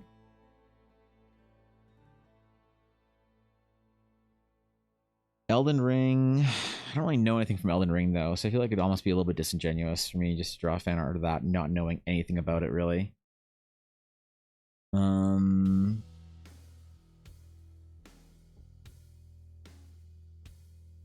Upcoming game releases 2024. What is the next big game release coming up? Games in August. Something Star Wars Bounty Hunter, that's interesting, yeah. The only real interesting game here besides like World of Warcraft that could have people giving a shit about the actual art, I think. Maybe Black Myth. I know there's a lot of people who have been talking about this game, but I don't know. It's an interesting idea. Zenless Zone Zero. You think I should do some Zenless Zone Zero fan art? Zenless Zone Zero. Who's the main character that people like see art from Zenless Zone Zero? It's the chick with the pink hair, right? It's these three. You got your dude with the mask. You got your chick with the fucking pink hair and whatever else, man. Yeah, I don't know. I think one of the things that limits me is that I'm not into anime and I'm not good enough as a painter to post non-anime.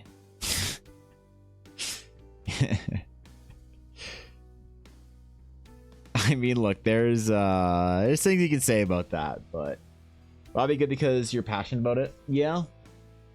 This is more of an experiment than it is like an exercise in passion. I do want to do World of Warcraft fan art specifically because I want to do a take on Valyria, because the new design was done by Dave Greco, and like Dave Greco, who has no idea who I am, was instrumental in me deciding that I was going to start streaming art on Twitch. So I feel like I have an affinity for that, so I kind of want to do yeah, an Illyria piece or whatever. That'd be kind of fun. Arcane fan art in time for the new season. That's true. I could do Arcane. I really like Arcane. It'd be cool to do like a Caitlyn piece or whatever. I think Caitlyn was probably my favorite character from Arcane. Or Medarda. She was cool too. Jace was meh. V and Jinx were meh. Yeah, I don't know. Dragon. Wait, what? Who? What? I second Arcane fan art. Can't wait for the Glorious Revolution arc.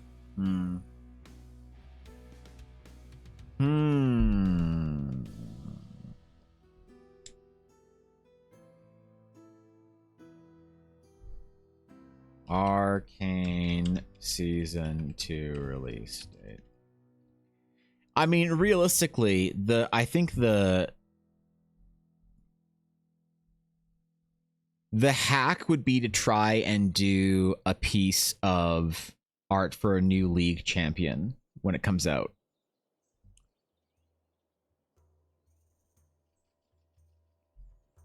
So I could do the sketch thing. I could do a sketch portrait thing like this for Aurora. Rathion, okay, yeah. Rathion, got it. I could do a sketch for Aurora. It wouldn't do well in the fan art contest, but it'd be fun. It'd be authentic to me. If I did Aurora, and who are the most interesting designs from the entire league fan art contest that I could do? I still want to do that. I know my deadline is approaching rapidly. I think it was like the oh no, is the deadline over? Deadline might be over for the league fan art contest. Doesn't matter. I will still do it. Do Aurora, but like your redesigned look at your Genie character. That's a game people always love. Really? I didn't know anyone like that. All right, sick. League Aurora.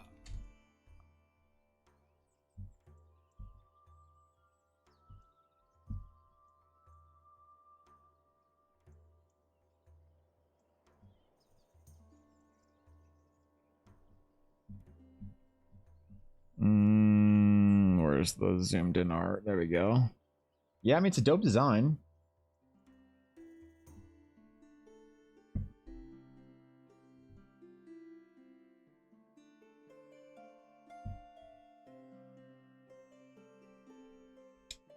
The nerds already have fan art. The nerds have already come out to play, man. They're already there. They're already making the fan art.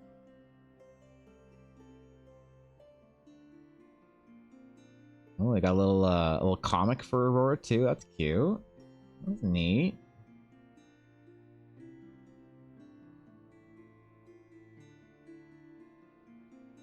I do like this design more though, but maybe it's just the colors. I like the blue and the teal and the white and the pink. Reminds me of something kind of like fuchsia and powder blue, sort of like 80s vibe, but modernized. You know what I mean? D&D redesigns are great.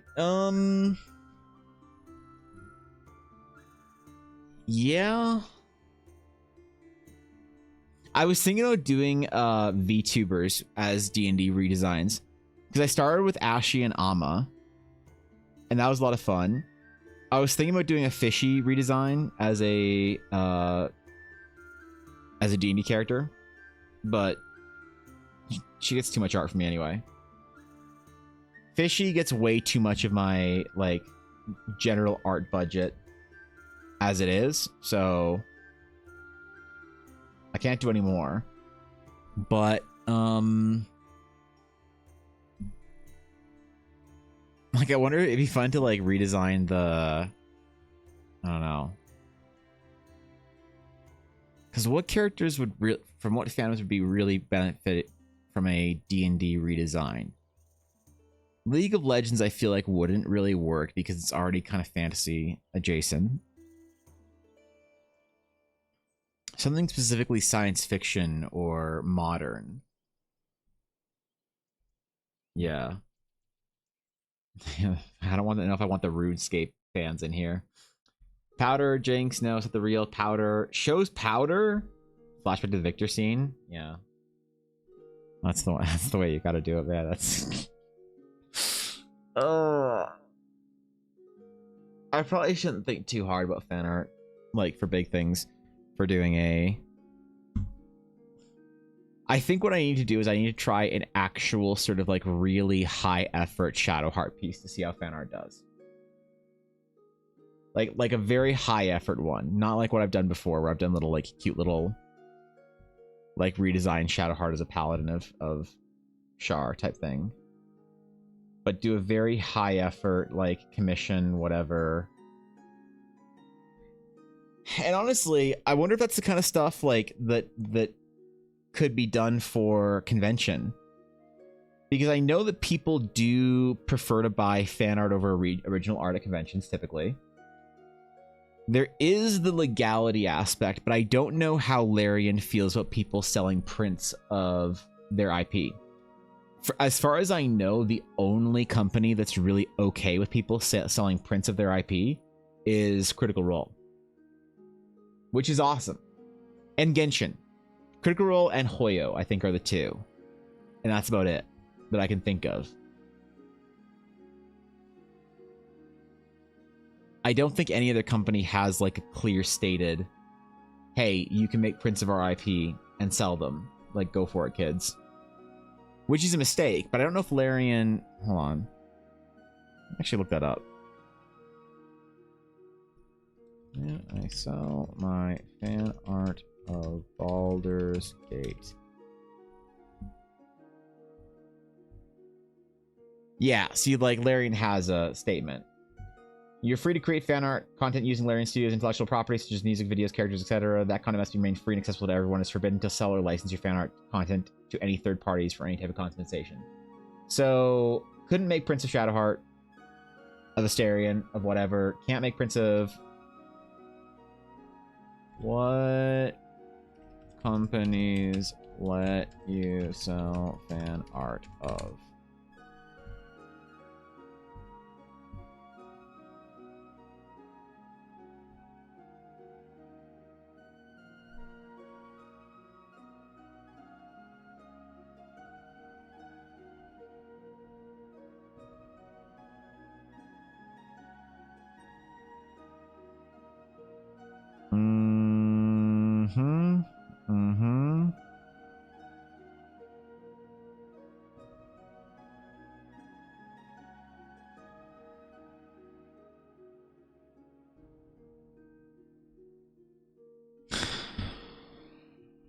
There's no, like, database of it.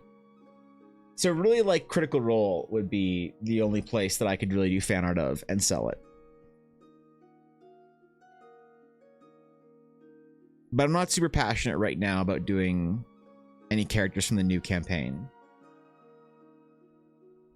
Do I actually like any characters from the new campaign enough to do fan art of?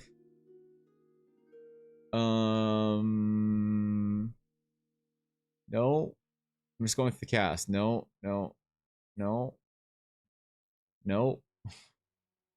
Like, you know, I miss about campaign 1 Critical Role is that they felt very fantasy.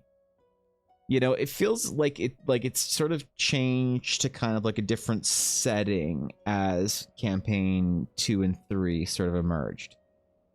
And I like the traditional classic fantasy. So, I don't know. Maybe I'll do campaign 1 Critical Role fan art or whatever. Who knows if that's still popular or whatever. Okay, I need to get more water. I am dying. It's hot as fuck in here. What's temperature up there? 28 or some shit. God damn. All right. While I'm gone, we'll farm a thumbnail. Okay. Here. What's the thumbnail looking farm? Here, we'll farm a thumbnail with Ashy. Got it. Feedback? Yes. 100%. 100%. Okay. Here we.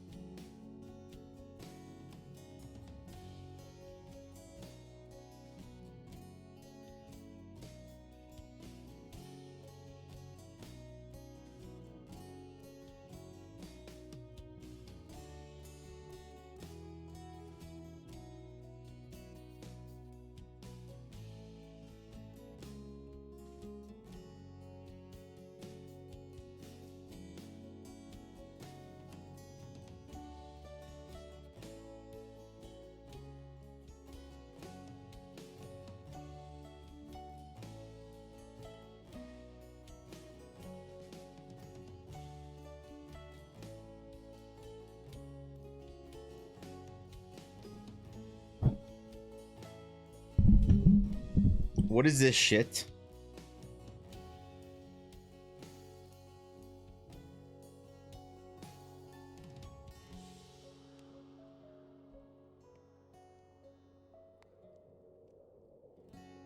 What is this shit?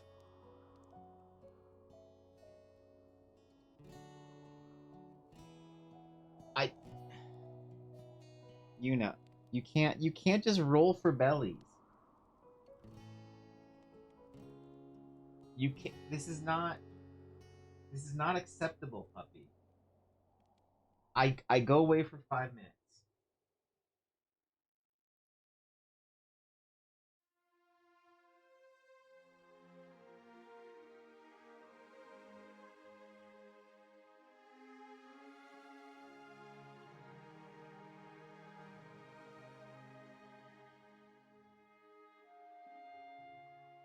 I,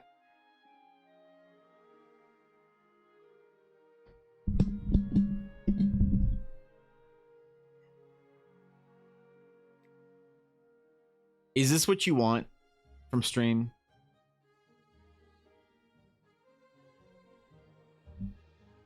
Is this the stream content that is actually requested? Because I'm concerned. Can you flip on your stomach? No. Okay.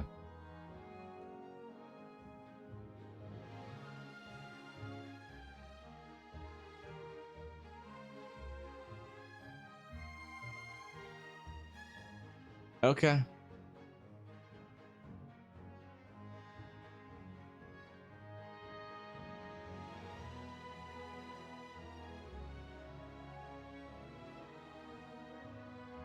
you done?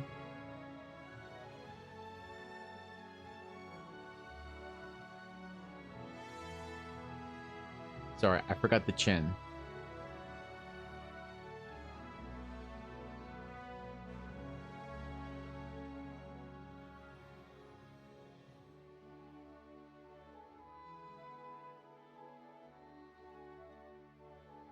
This would be a really bad time for a raid. I just sometimes I have that realization.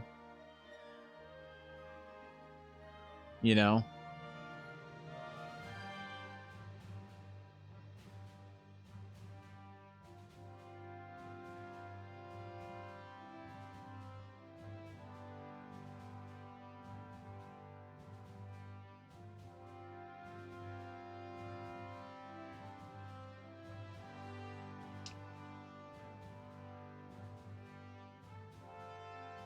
Okay.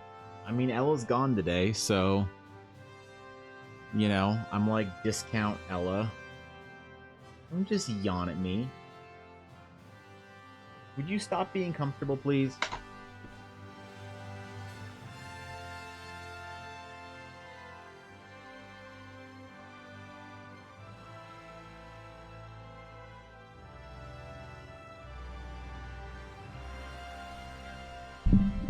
It's your stream now.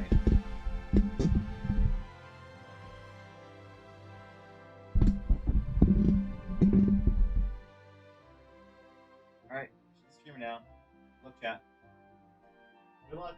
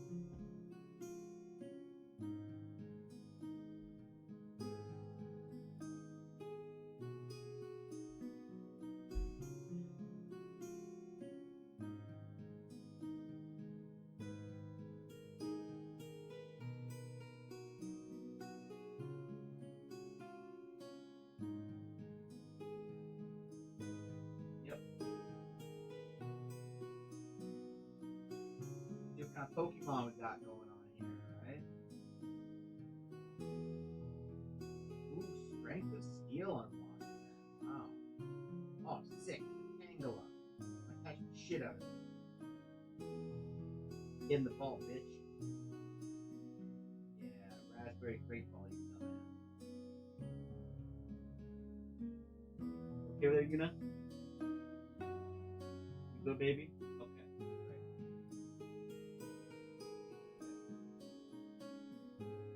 Alright, 2-star.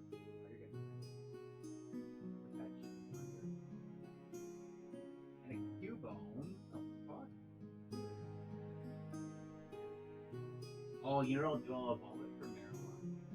And then I'll evolve it for Triforce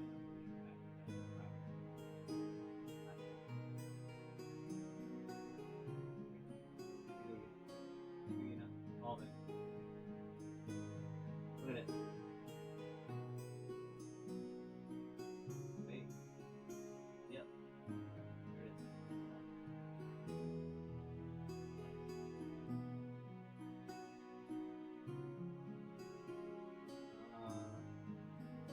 Tombstone. Okay. Fucking get out of here, dog.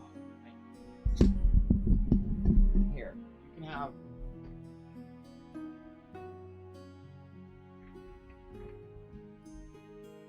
Have that chair.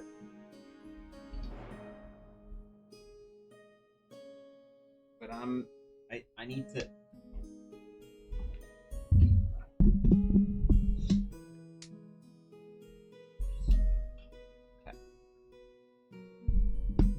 Do not change my category to just sleeping. Holy shit.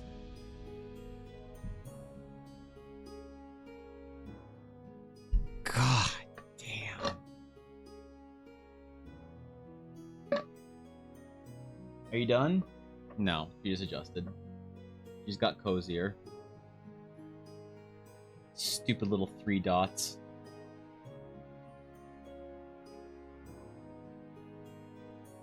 Oh, don't tell me you're... No. Do I get my chair back, Yuna? Okay, never mind. Never mind. It's Ella's chair for the rest of the stream.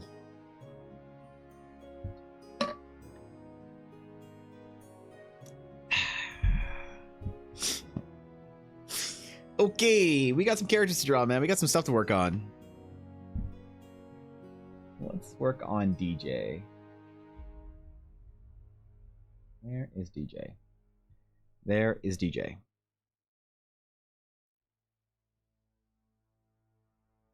Does not stand for degenerate, I swear. Feedback? Yes. Thank you, Thorkin. I forgore. All right.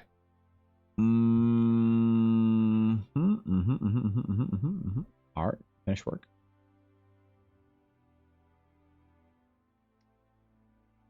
Oh, we'll get it up larger. Okay.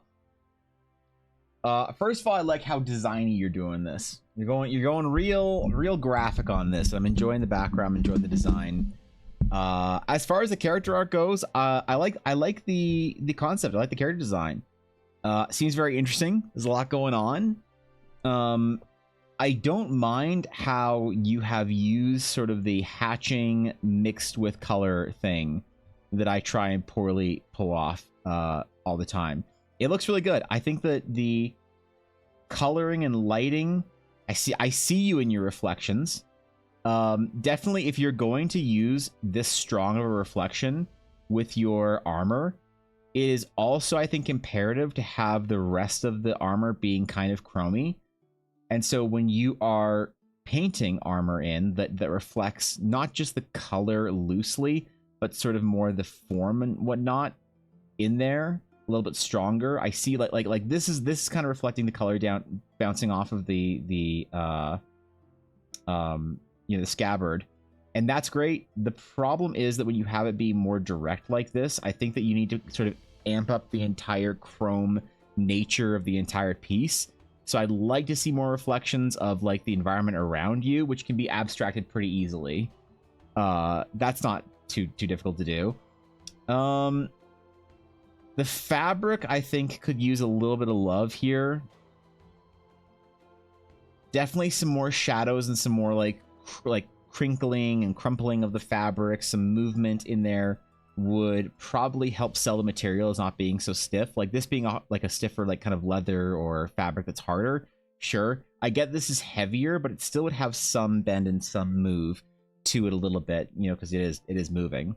As far as like things like proportions and whatever works, good progress, because I know where you came from and where you landed. It all like kind of works out and is very dynamic. I think it's really good, man. I want to see more shit like this. Like this is a great development direction, and I kind of want to see you do more stuff like this. I think it's great. So overall, man, big improvement piece for you. Big important piece. I can only think of a couple of those that I've had for myself in the last like couple of years. So whenever you hit one of these like plateau improvement pieces, it's really dope. Good job. Fuck yeah. Yeah. Yeah, you can. I think Ella would know immediately if I had some sort of repositioning of chairs. She would know precisely why. Wouldn't even be a question. She'd know exactly why. Who stole it?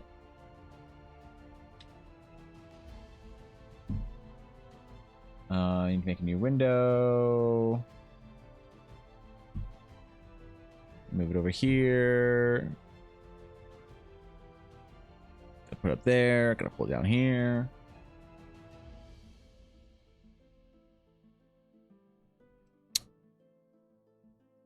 I'm gonna zoom right the fuck in. Okay, G. Sick. Did a new OBS update before stream, and it kind of seems to have killed like 5 things. The OBS seems very strange now. I don't know why. What if there's some default setting that got mixed up or mucked about with, as they do whenever they change anything.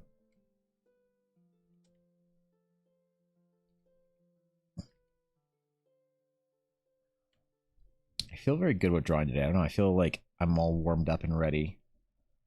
Today's gonna be a deep work day for me. After I'm done with stream and I get off and take Una for a walk, I'm going to probably come back and pretty damn productive evening. I have no game to prep for this week because we're taking the summer off for at least a couple of weeks in July. A bunch of my players are traveling. And I'm not sure how long my current game is going to go on. But I have had this continuing desire to do a long-term campaign for a while that I might talk to my players about and see if any of them want to jump in on it. So I think that one of the important things for a long-term campaign is having a bigger group for a couple of reasons. It might sound a little heartless, but I think it's good to have a larger group just in case you have some attrition through your game. You know, you can always add new players into the middle of a long campaign, I think. It's kind of hard to do. It's not the greatest of solutions. But it's doable.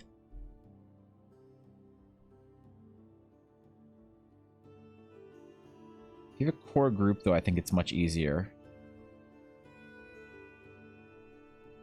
But I want to create a really lore-heavy Eldara game. It's like my big goal right now. So once I have the campaign guide sort of like figured out, at least a little bit more to the point where I can get my players to create characters that are sort of lore-friendly.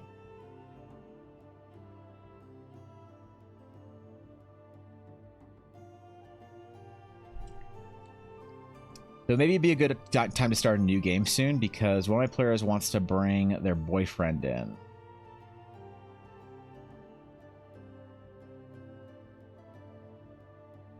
So we'll see how that goes.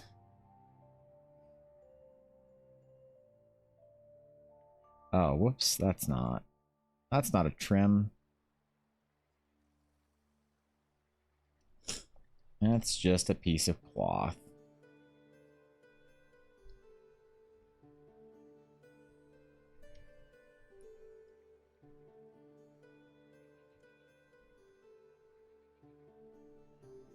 We have to add tons of needless design elements in here. There's nothing like the client looking at your work and being like, bro, why is there so much shit on it? And you're like, do you hate it? And they're like, no, I love it. I'm like, okay, good. But it'd be cool to like also have art for my player characters before the game start. Like imagine she'd praise Una for causing chaos, probably. So Rusty, I just mucked about for 20 minutes. It's not really what I imagined, but I'll send it to you. Please do. I'm curious as to what you did to improve it, because almost anything would be an improvement. So your air quote mucking about for 20 minutes is probably glorious and fantastic.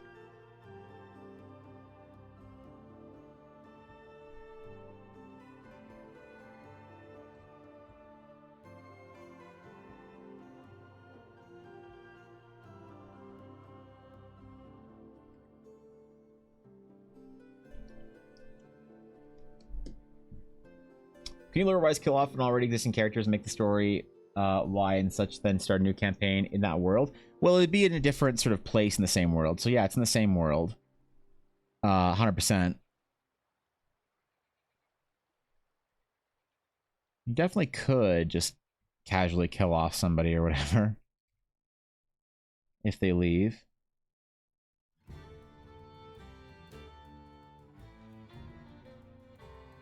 But Ella was also lamenting that she kind of wanted to play a D&D game like we used to for our Star Wars campaign, where we could play whenever we wanted, which is like really unreasonable now that we're adults with responsibilities and stuff, as opposed to being an adults in our fucking 20s without responsibilities,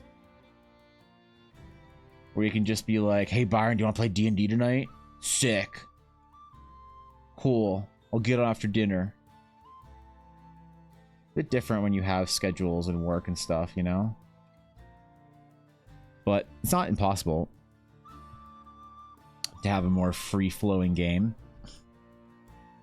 I'm often available if you're new for D&D. I don't know what time you run, though. It's always in the evening. I would kill to play with you, Thorkin, but it's always like... It's always like 6, 7, 8, 9, 10 my time. We always go later, unfortunately. I'd be 100% down if we live in the same time zone. Fixating schedules are the best when it comes to that. Yeah.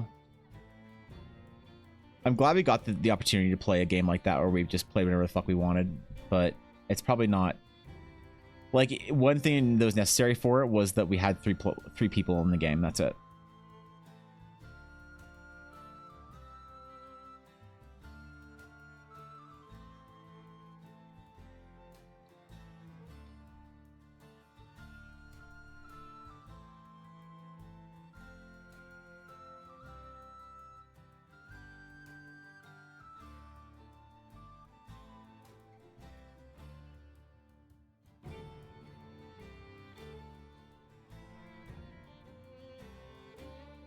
Maybe I'll wrap the story up that we're currently in. And then get to a new campaign. Because 100% more players, I think, is the I think I want to try a game with a bigger group at sometime soon.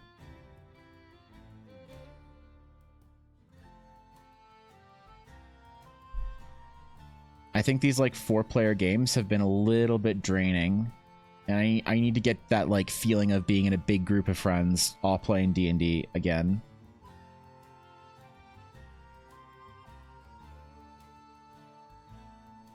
I don't know if you guys have experience with both large and small games. I know a lot of people like have only played like one type of D&D basically because, you know, your friends and you started playing years ago or whatever and you've always played this way. But if you've ever had the experience of playing both large and small D&D, it's kind of a treat. It's kind of a treat to like switch it up, you know?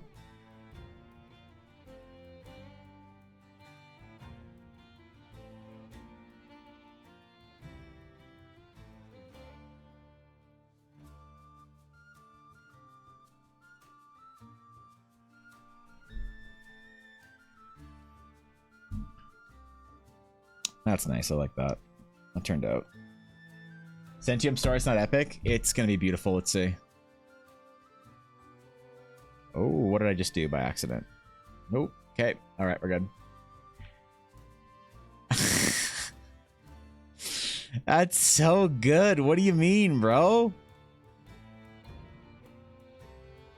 That's so sick. You and your pastel-y ass looking color palettes. Jesus, man. That's so good. Fuck. Now I feel bad. Why can't I be that good at color? Give your sunrise and totally fucked up. You didn't. You didn't. Can I show stream? I don't want to just like drop art that you sent me in confidence of a little sketchbook. Is this a sketchbook piece or is this a show off piece? You can? All right. Look at it. Look at how good it is, bro. That's so pretty. What the fuck?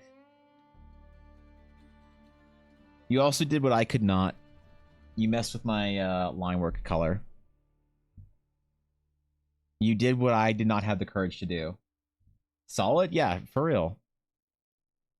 Look at my dumbass little peepo sad sketch that Koi colored in there.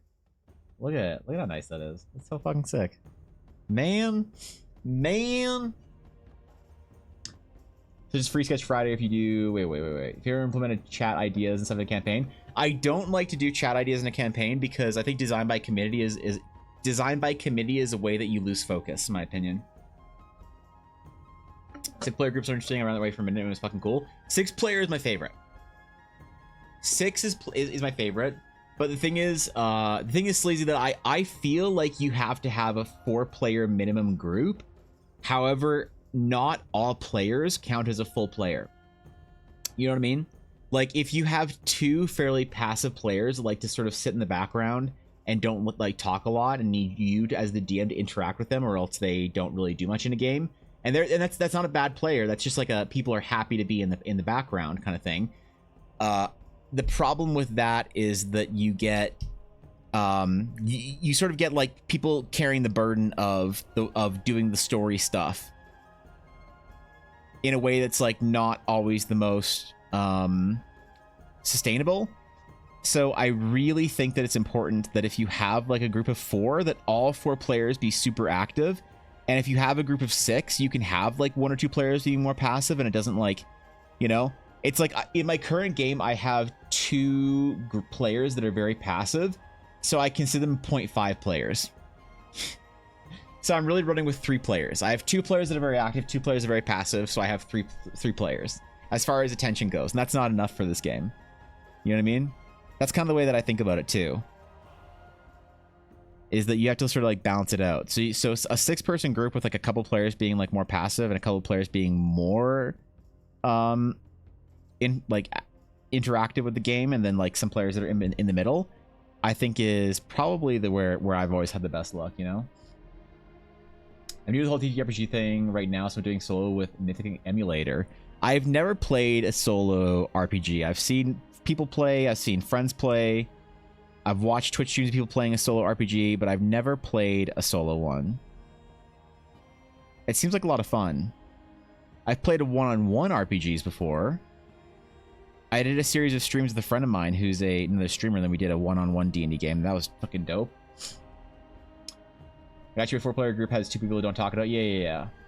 I have 2 players driving the story, and then the other 2 are like my combat players are wrecking shit. I think that's what they like doing. Yeah, and honestly, I think that's the best. If your players are at least happy to watch the other players have their moment, that's the best way of doing it. Right? Like, I played when I was younger. We played in a group that was about 8 players, and we had 2 players that basically only cared about RP, 2 players that basically only cared about combat, and 4 players that were in the middle that had fun. You know? So when we were in combat, the 2 RP players would be like fucking painting their nails and shit, like literally. And then they'd be like, what are we doing? And then the super tacticians would be like, I need you to cast magic missile at this target, and then use your sorcery points to upcast your magic missiles to a level 12 fireball because you took the unfair homebrew broken bloodline. And they're like, okay, Evan, I do that. What do I roll? And I'm like, I don't know. Look at the tactical players, like roll a attractiveness check, and they just like roll the dice and not care, right? And then meanwhile, the combat players be completely checked out during RP, and they'd be like, "Hey Peter, can you like try and deceive this guy and tell him that we're like you have proficiency in deception, right? You're a rogue. Can you try and tell him that we're like here on business?" He's like, "Oh, okay, I'll do that." And then he rolls his like d20, right? And then you had 4 players that are kind of in the middle. And it was great. You had the whole group, the whole team there, because the roleplay players were happy to watch the combat players do their thing, and the combat players were happy to watch the role players do their thing. And they wouldn't be completely disinterested. You know, the combat players would be like, you know, kind of eating their popcorn, watching their RP players be all dramatic, and the RP players be like listening along, like interested in what's happening in combat. But it was all very like, you know, people had their kind of roles in the game, and it worked out. Which is definitely a fine way of doing it as well. But yeah, you need to have like a minimum sort of count of players that are active, kind of like story players, to be able to push the game through forward. You need to have a minimum amount of active combat players to make your encounters seem interesting, I think. Sounds fun, yeah. And you can always have sick outs and still run. Totally. And we did. We had a friend of ours who was consistently needing to miss games, and so every single time he had to miss a game, his excuse was that he had an arranged marriage. And so you get back the next week, he'd be like, how'd your marriage go, man? He's like, this one should be better. I don't know. Like, how many wives is that at this point? It's like, don't judge us. We're a different kind of society. You're like, all right, man. Have fun. Whatever, bro.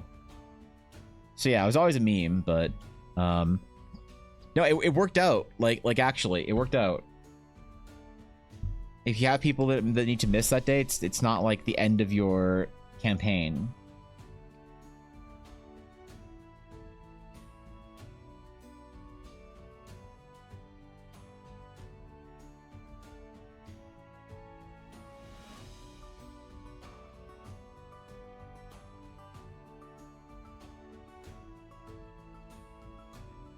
So I definitely want to try out that larger group and see if you get that like dynamic that you can sort of morph in.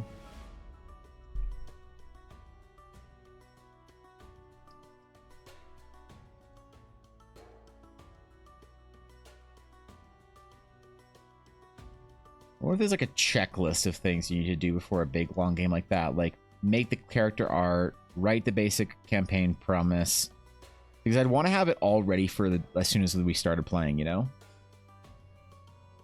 You know Champ of the Tail? I don't think I'm familiar, no. Am I the weird one? If I would happily play in a game, there would be an all-extensive roleplay and absolutely zero combat? No, there's a lot of players like that.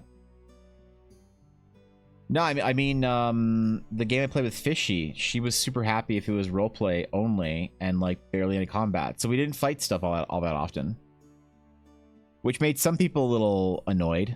There were some Dragon's Claim viewers that were like, where is my combat? Where is my combat, Evan? I need my combat. And I get you. I'm sorry, bro. I'm sorry.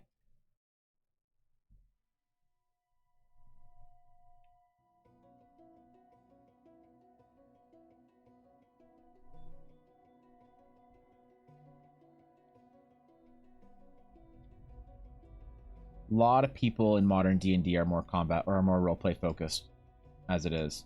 So there ain't nothing wrong with that, I don't think, anyway. A lot of people who play the game like that now. It's like less traditional D&D, but that's fine. Like, who cares?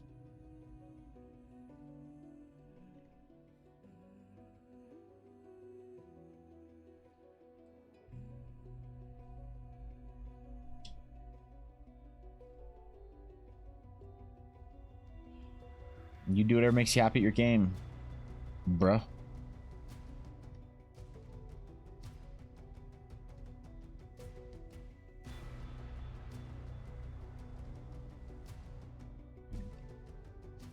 Now, that arranged marriage joke was more funny because his family literally tried to get an arranged marriage for him.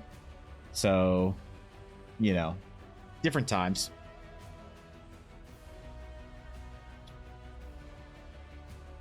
Peter, you used to be D&D with me. Oh, yeah, I know D&D with me. Yeah. I don't know. I'm not Peter was his name, but yeah, I never heard Champs the Table, that Twitch name, but if it's D&D with me, yeah, I know D&D with me. As a general rule, if you have people who miss sessions, you should try and run as long as there are 3 people. Yeah, it like, it's tough, you know, because you always want to like run your game for the people who are there. Oops, gotta fix this a little bit more. But you don't want to like miss out on, or have people miss out on important days. I don't know. There's no real right way of doing it, I don't think.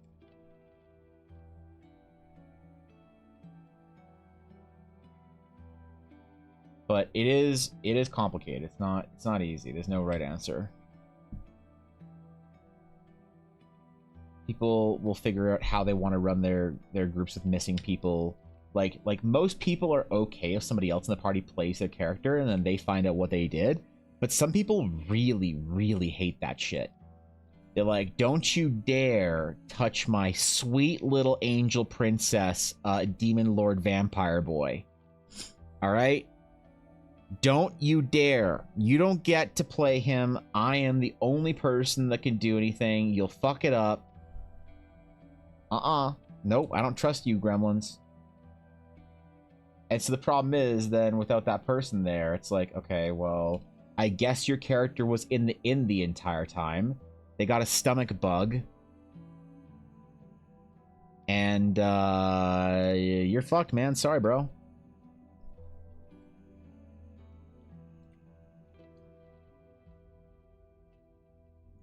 You just hard miss out on whatever experience or anything y'all were getting.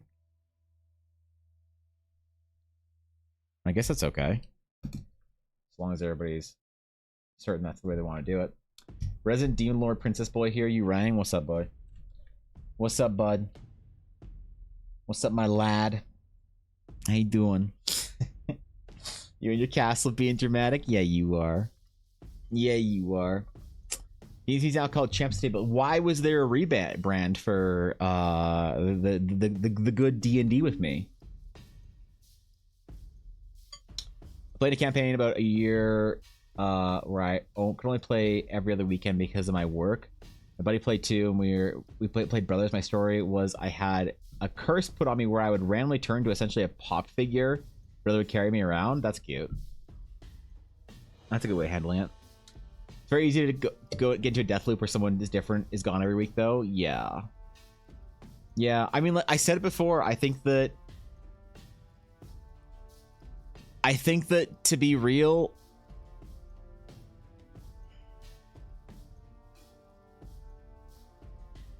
if your D&D group doesn't still hang out when somebody is missing, your D&D group's got a problem. Maybe not. Maybe that's an aggressive. Maybe that's a confrontational way of putting it. Let me put it more optimistically. That's putting it in a negative. Let me put it in a positive.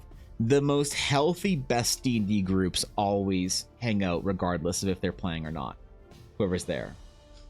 Yeah. Those Asterian simps, yeah. I had a few sessions with Dags. My character was just had magical narcolepsy and takes a nap when I can't make it. Yeah, okay. That's like a good Twitter post, is like asking people how they explain in game that their character absence is out of game. Right? You bet I'm sitting here in my castle being the biggest drama queen of all? Okay. Okay, dude. Okay, dude. Alright. Well, that ruined my day. As it so oftenly does.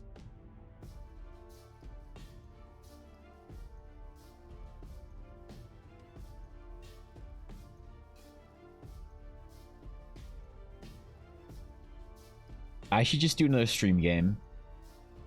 And then I can just sort of guilt my players into showing up. Because we have a stream scheduled.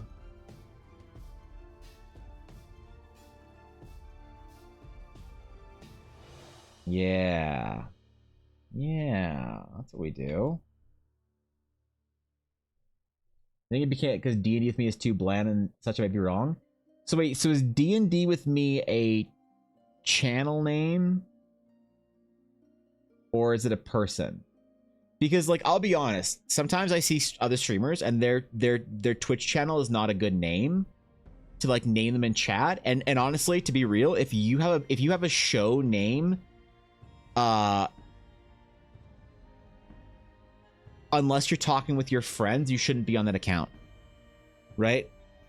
Like if you have like the critting friends and you have your D&D show, that should not be your main Twitch account. It should be, everyone should be very aware of who the DM. It's like imagine if DM Dave from Careful Cantrip went around Twitch on Careful Cantrip's channel. Like I know that Raina's sometimes on Careful Cantrip, but I'm pretty sure Raina goes into chats of people that she knows and knows that Careful Cantrip is with her, right? Occasionally someone will come into a chat and be like, "Hey, what's up? What's good? I'm chilling. How you doing?" And I'm like, What's up, Legend of the D&D Tale Forge Twitch game? I'm sorry, how do I call you? You know? So yeah, I think if you got a channel name like that, you gotta not be on that account almost ever, and you have to make sure everyone knows that you are like this person of this channel, you know? The hilarious Redeeming character that is narcoleptic. Glad I could help ruin your day. Thanks, man. Champs of the Table is the channel name. Rebranding of D&D. Right, okay. So what is the Twitch account of D&D with me now? Codename Peter?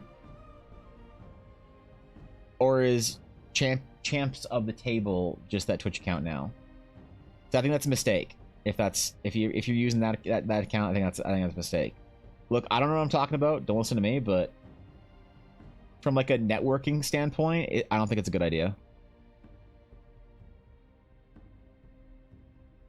Like imagine I called my Twitch channel the Dragon's Claim, which is our guild, and then I go into somebody's chat, like the brand new that like I raid them. They're like, "Oh, what's up, the Dragon's Claim? Hi."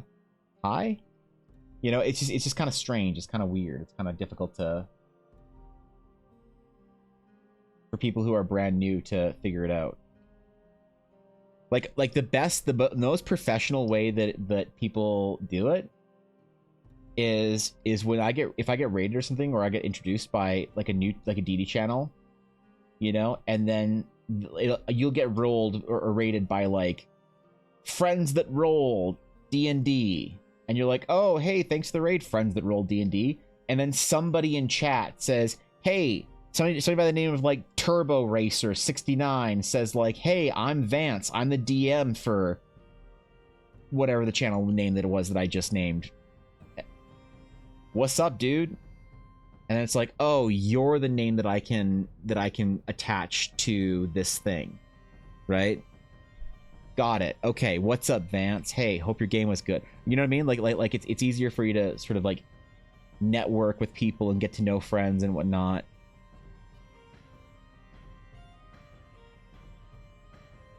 And I'm not calling out D&D with me. I'm just saying as a general rule.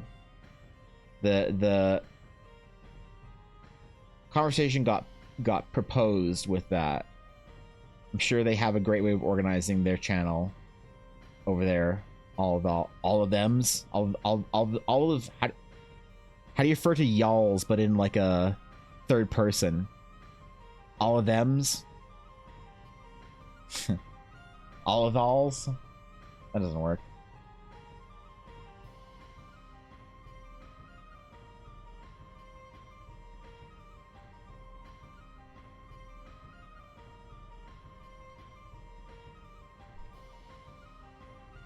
Well, rebrands are scary, though. I've considered rebranding some things on my channel. The only thing I really considered about rebranding was, like, seriously, is, like, redoing my profile picture. I've had the same profile picture since I launched my Twitch channel. And I feel like I kind of want to do a different one. But I'm kind of worried that if I change my profile picture, that it'll actually be like, wait. Because, like, have you ever had that where, like, I had a friend, Amma, and she's a streamer, and I remember she's just the most notable case that I can think of, where she rebranded her channel name, and I was like, I went in and I was like, why am I following this fucking weirdo? What the hell? What's going on here, man? What's all this nonsense? Who is this person that did they raid me and I followed them and like they just didn't go live for like 3 years? Who the fuck is this?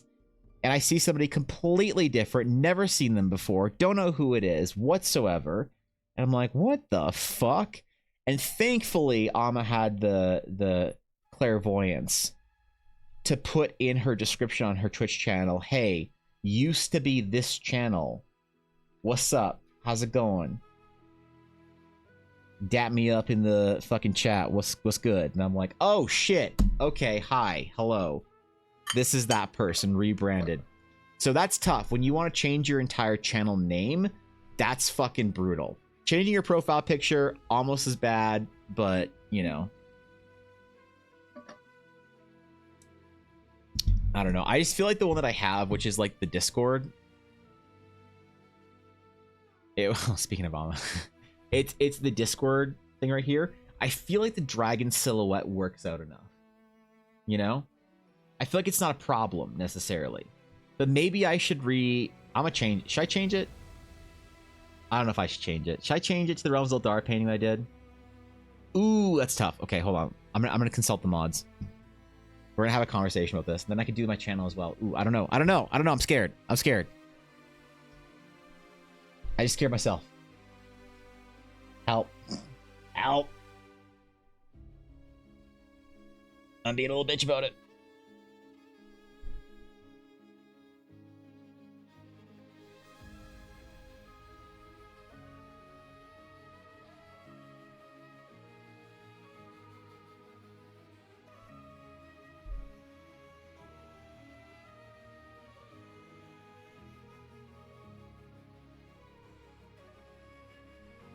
I need guidance.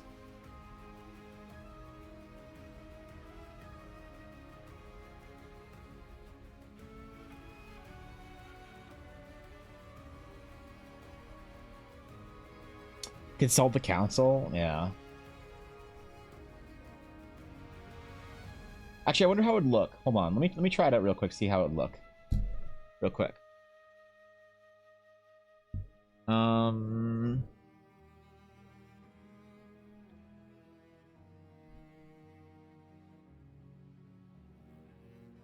What would it look like?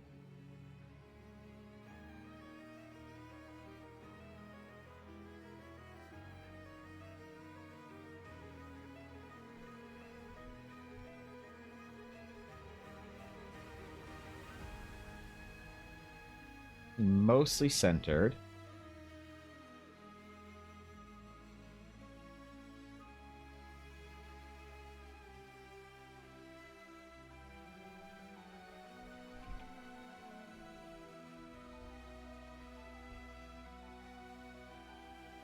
Make it real small. 3x3, so it actually is icon sized. Save as PNG ruins icon.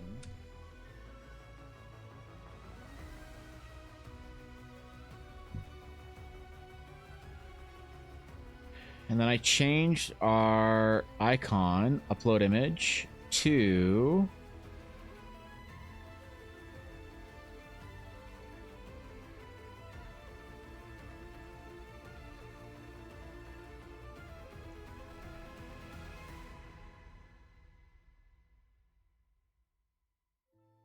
what's that like?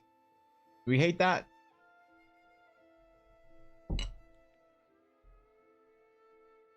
Do we hate that? Or do we like it? Is it good? I'll push it forward. That's our new thing. You kind of like it? It's kind of nice. What about the banner if I change the banner as well? The banner. Where's the banner?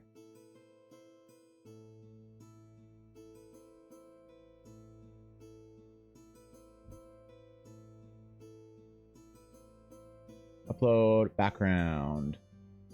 Select an image. Artwork. Ruins. Ooh, ruins. This is the title painting for the Realms of Eldara. So I feel like this is the time. Okay. Oh, kind of nice. That's kind of cute. A little landscape there. Because let's be fair. The dragon is an old piece of art, and it looks small. Gotta be different. Something not the same, or in your opinion? Yeah. Yeah, maybe. That's kind of cute, actually.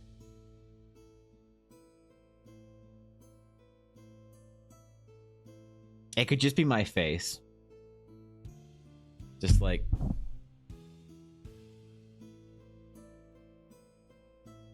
The icon is just me. That's kind of cool. I can switch my Twitter as well. Oh wait, no, my Twitter's a picture of me. Should my Twitter be a picture of me, or should my Twitter be a piece of art? Is the real question. Change my banner just now. The banner has changed. That's an old picture. That's me like 70 pounds ago, I think. I don't really have any new photos. I could do art. I don't know what art I would do. Nah, whatever. Screw it. Screw it.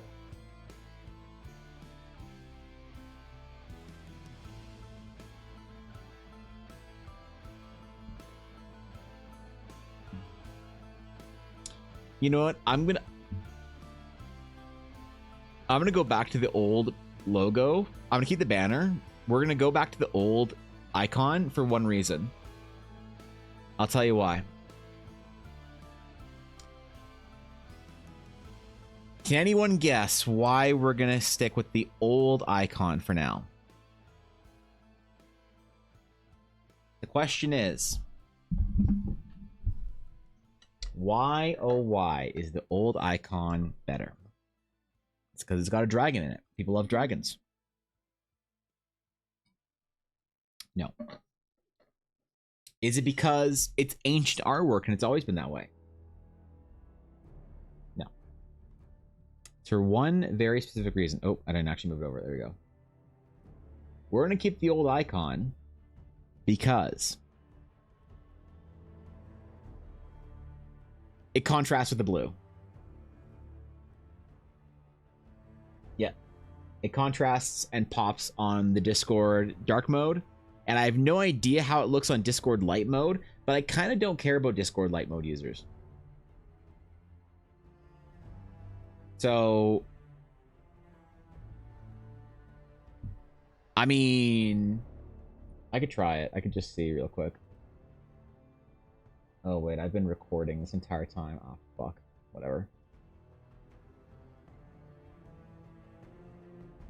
Appearance. I currently use the Midnight Blurple. The dark mode, I think it would look... Yeah, okay. I don't know, whatever. Ooh, Twilight. I like the Midnight. Oh, that's cute. That's not cute. Ah! Ah! Okay.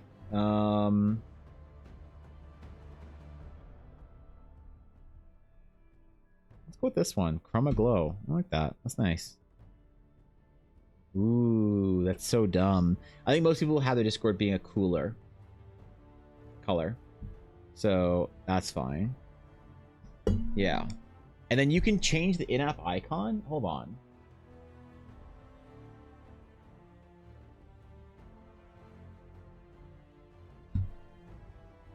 I currently have this. That's cool. Galactic Chrome.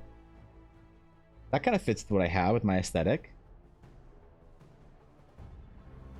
We're gonna do the Sakura.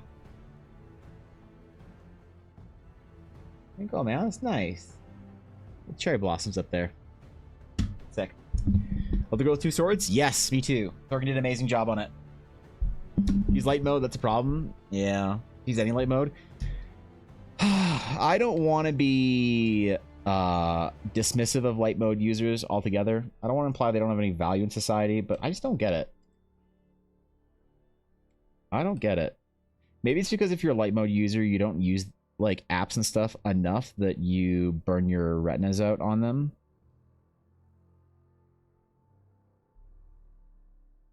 I love my light mode using brethren. I just don't understand them. But I also, again, don't really care what their opinion on Discord, so. I just seek help for your Discord light mode user. I think most people didn't even know you could enable light mode, right? I have one friend that uses light mode, and I am concerned about her in general. So, you start changing my icon, even though it's a little mid. They're abandoned. Star. Wait, what? What is your?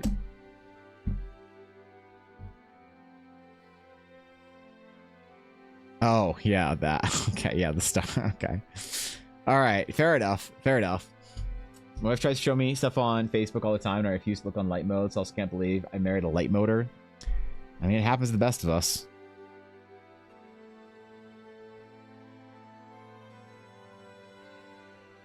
Yep, you do your best.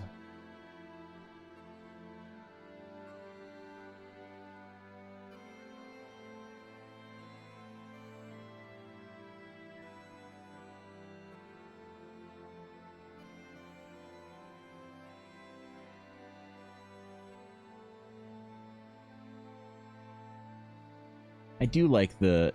I like that you can change your icon there for Discord. Hold on, how's it look at the top? One sec. Let me close DMs.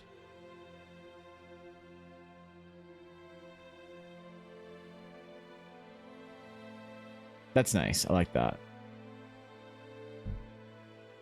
All right, Discord fixed. I've officially doped out my Discord now. The only app that matters. You remember before Discord? You remember before Discord? Where the fuck did you talk to your friends?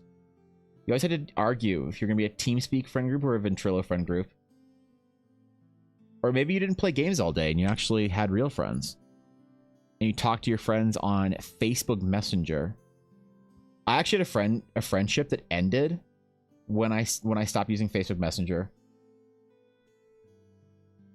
Because I saw them a while after, and they're like, bro, what's up, bro? I'm like, yo, what's going on? Like, yo, you haven't responded to me. I'm like, oh, sorry, man, I deleted Facebook. Yeah, I don't have Facebook anymore. I don't have Messenger or anything. They're like, oh, bro, why? Like, I don't know. I'm not feeling the app anymore. I'm just not feeling Facebook. I'm just, kind of done with that shit. Like, oh man. I'm like, yeah, but I'm on WhatsApp. WhatsApp was like still a thing back then. I'm like, yeah, I'm on WhatsApp. And I got like a Discord or something or whatever. I think Discord was a thing at that time. Like, oh, I'm not using any of that shit. It's like Apple ecosystem friends. You ever have a friend that is only Apple ecosystem? Or like apparently guys that use Samsung are like red flags for a lot of girls in the dating culture now. For like normies, not like nerds. Like nerds don't give a shit.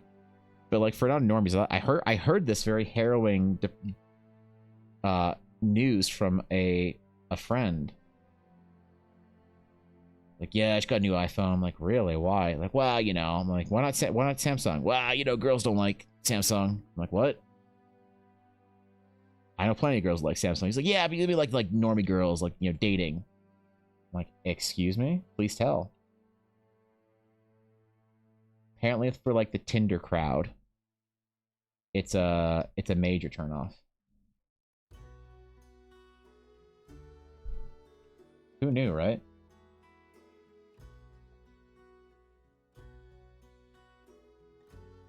Certainly not me. I saw a real Tinder user in the wilderness though on the weekend. Hey, it was kind of crazy. Ella and I were having some food in the food court at the mall we were at for GoFest, and we were parked right next to these two girls, and one girl was on Tinder just swiping. Like I'm talking like swiping 4 dudes a second, all left. I don't know if that means that she likes him or not like him. I assume not like him, but I saw an actual real life Tinder user out in the wild. It was crazy. I should have asked for a picture. Very talented. Yo, thank you. I appreciate it. Thank you. It's very kind of you to say.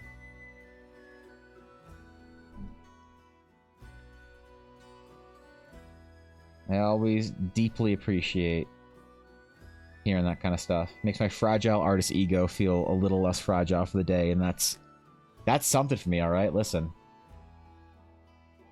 I appreciate it. You had your own forum? Oh man, we had our own forum in high school too. Oh yeah, we did play by post D&D on that forum too. We got into all sorts of trouble in that forum. Oh man, I'm so glad we burnt it down. Holy shit.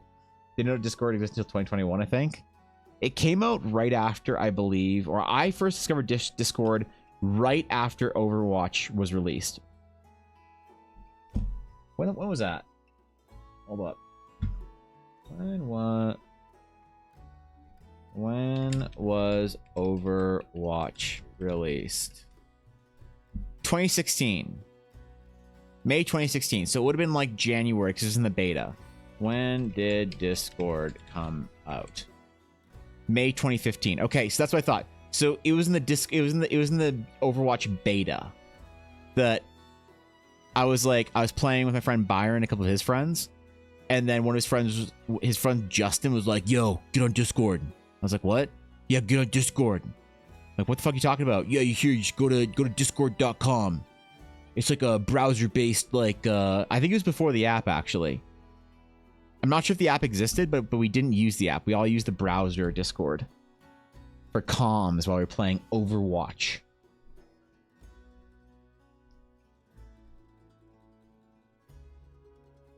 You remember that game? Holy, what a age and a half ago. What's up, geese? I feel like I've had my accounts through 2020, but I don't remember. That's fair. Yeah. And when you use Line, I don't use Line. I used to use Signal, which is similar to Line.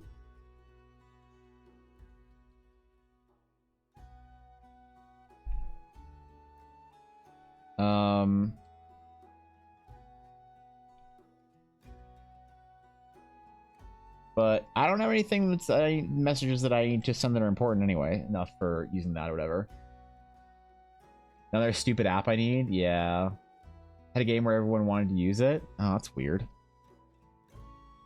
That's that's the fuck. It must be nice though if you're an iPhone family or whatever, and like everybody's on iMessage or iVideo or whatever the fuck. Like all of Elle's family is on Apple except for her, so she doesn't know what the fuck's going on with any of her like cousins or whatever. She needs someone to catch her up because she's not in any of the group chats or whatever.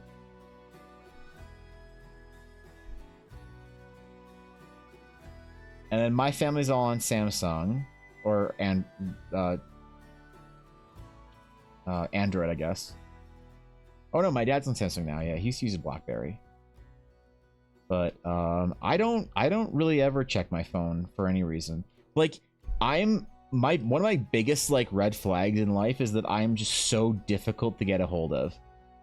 And everyone knows it, and it frustrates all of them. Like I remember I had this conversation with, I think it was my dad's wife. I'm not sure, somebody parental. And they were like, "Oh, did you get this message?" I'm like, "Oh no, sorry, I don't really check my phone that often. I get a lot of like notifications every day because like Discord and everything else like that. So like, you know, text messages is like really hard to get a hold of me on." And they're like, "Oh yeah, shit. Well, how should I get a hold of you?" And I'm like,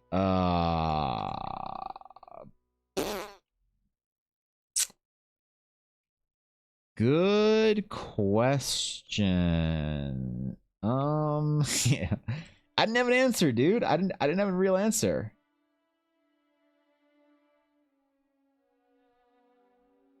Well, we need to be able to get a hold of you. I'm like, well, you can call me if it's really important.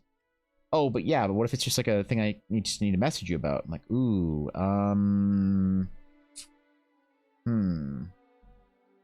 well, that's awkward. Well, how do your friends get in contact with you, Evan? Discord mostly. But I'm not gonna get my, 60-something-year-old parents and their spouses onto Discord. Like, well, what if somebody needs to talk to you professionally? I'm like, oh, I have an email. I have like a work email. Yeah. Well, how do I get a hold of you if I need to tell you something and I want, like, to send it to your phone? Ooh, I guess you don't. Shit. Like, I know that's a big issue of mine, is that I'm just so difficult to get a hold of. But it's not my fault, man. It's the new age.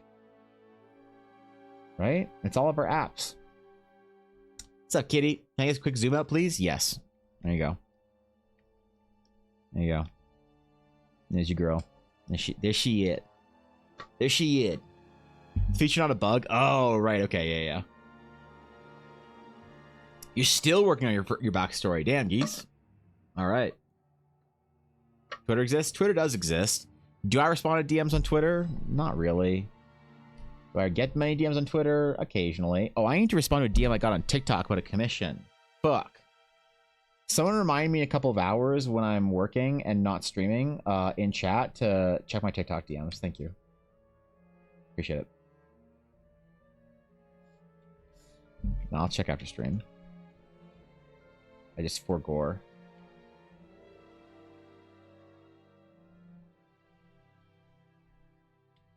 I forgore, alright. Sick? Hell yeah. Hell yeah.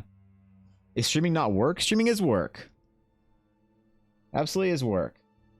But you can't say that it's work, even though I'm doing work while streaming. Because, I don't know, I'm just sitting around drawing fox girls and shit. Unless you're an artist, man. Probably doesn't look like a lot of work.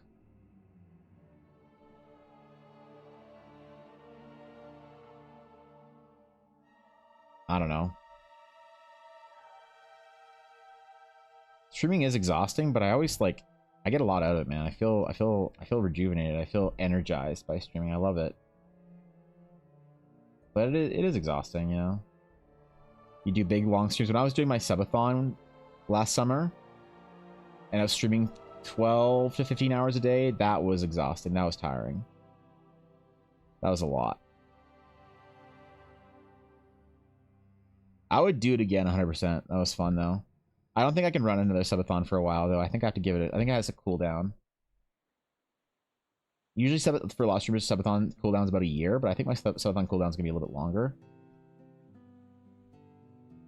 But I definitely want to do another one. It was a lot of fun. We'll do it in August. Fuck it. It'll be the Great Horizon Subathon. I'll only work on Horizon stuff for the entire duration of the subathon.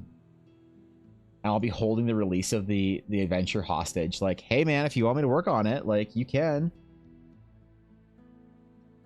You know, one sub buys you 5 minutes of time, you know.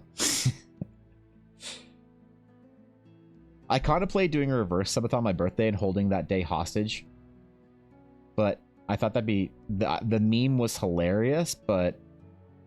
I think when I floated the idea as just a joke, some people got legitimately offended, and I was like, okay, so some people can't take a joke. It's okay. I won't do it then. A little wing detail. Well, she's a dragonmancer of a ranger. What are you talking about? Hey, you stream artists carry on a full conversation while drawing. I mean, so to be honest, Koi, I probably work at between 40 and 50% efficiency while streaming. So, and also I don't do so like before stream, here's what I'll show up with. I'll show up to stream with this. I will do anatomy and pose and some important design work, but typically just anatomy and pose before stream starts. So I'm not sitting here doing like, you know, circles and bone structure and all that shit and like figuring out, you know, anatomy.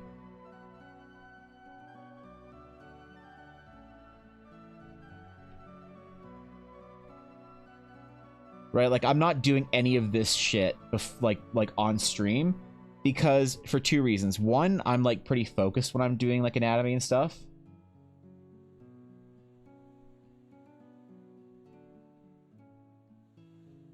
Right, I'm usually pretty focused when I'm doing anatomy, and I need to like really focus on it. It's even hard for me to even be explaining that I need to be focused on it whilst trying to do it, even though I'm just replicating the straight anatomy that I did on the last piece. You know what I mean? This is hard for me to balance, to juggle as it is. And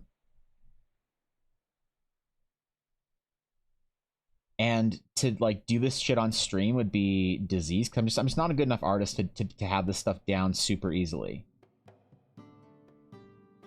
Even though I'm trying to do a very good job at showing myself that I can actually do it whilst on stream.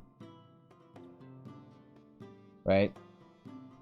So I do, because the problem is I will need to like do this to like, if this is like 20%, or this is probably like 35% of the way to this, at about 75%, I drop the opacity on this layer and I sketch over top of it to get to here.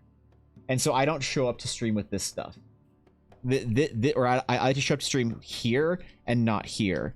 Because for a couple of reasons. One, it takes a lot of focus for me to try and figure out measurements and stuff, because I feel like you're balancing plates in your hand, right? When you're like trying to figure stuff out. But also the challenge is I need to walk away and not look at this for like at least 20 minutes to realize, oh my god, the eyes are on an angle, they're lopsided, I need to like whatever. Discord Plaza, sir. Right? Like I'll need to walk away so that I can see that shit and properly like come back and adjust. Yes, okay, hold on, sorry. One sec, Ella.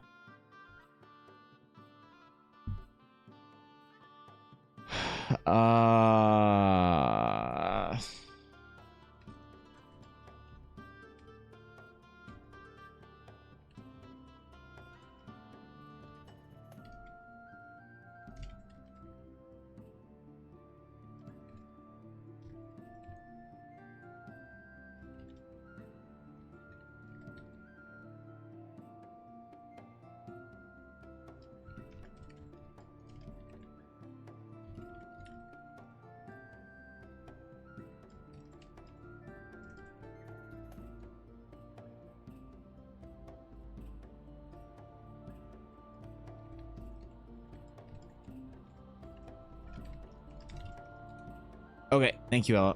Thanks for letting me know. Maybe you can do a special stream where you start from scratch. The problem is, so like, if I do a stream, and let's say you are a newer viewer, right? You hear about me from TikTok, and you're like, damn, I want to go and see Evan Blair art live in action. And you catch a stream where I'm doing some boring ass shit like that, you're like, oh, I don't actually like watching Evan. And the problem is that kind of like vulnerability you have in your stream, I always feel like is pretty long lasting. If you watch like 5 or 10 of my streams, and you know generally what to expect, and you see a dud stream, it's likely kind of a bit of a deal breaker killer for you, you know. So I've tried stuff like that in the past, and it always works out poorly. I've had streams where I unironically say every once in a while some dumb shit like, oh, if I do that, I'm going to lose followers. I joke about that because I actually did a lot of tests and experimental streams earlier on in my streaming career and figured out what people actually like. Because when I'm streaming, I obviously want to be doing work, but my first priority when I'm streaming is that the stream be entertaining. If the streaming is not entertaining for people to watch, then why am I live? Is the way I feel about it. So I do have some streams where I'm sort of like more focused on work than I am on whatever else I'm doing. But to be honest, to be like absolutely real, I try not to do streams that I know people are not going to want to watch. And so there's like probably 4 artists in our community that want to see that kind of stuff from me. But you know, I don't think I'm good enough to really demonstrate it being done well to begin with. So it's not like there's anything that you can really like learn from my process or whatever.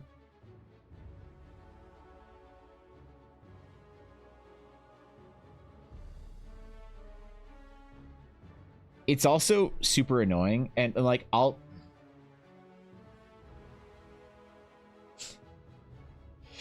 don't know. Okay, should I say? All right, fuck it. So you know what's super annoying is when you do this, you're doing this, right? and you're like, okay, guys, I measured my face out. I've done my whatever. I figured all that kind of stuff out. We've gotten our, you know, character a little bit more into whatever. Okay, cool. We've like, you know, we've got our base here or whatever. Let me just go and I'm gonna run AFK for 5 minutes, and I'm gonna come back and we're gonna like meme on Reddit for, you know, 30 minutes, and then I'm gonna look back at this after 20 minutes and then see what I did to, like, what mistakes I made or whatever and how to fix them. And I come back 20 minutes later, right? Or I come back 5 minutes later and we go on Discord and we meme a Discord, and then we go on Reddit and we spend 20 minutes memeing on people's posts on Reddit, you know? My DM's so angry. My girlfriend broke up with me because I killed her off in our D&D game. And we meme, we joke, and we do whatever, right? It's so annoying to then come back and, like, you do all this art shit. You, like, try and figure it out. And then you come back and you're like, oh my god, my face was too elongated. I need to squish my proportions down. Oh, wow. Isn't that crazy that everything was too elongated? Oh, wow. Okay, great. Oops. Great. Now that I fixed that. And then you see some little fucking chat message pop up from, like,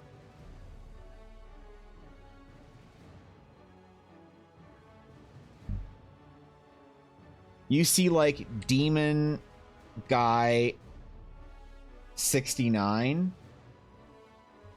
be like, yes, that was incorrect. I am glad you fixed it. And you're like, motherfucker, you're not an artist. Shut the fuck up. Don't. What do you mean pretending like you knew exactly what was wrong and you're just sitting there watching me fail at it, you motherfucker? And then I have to ban somebody from my chat, and I hate banning people.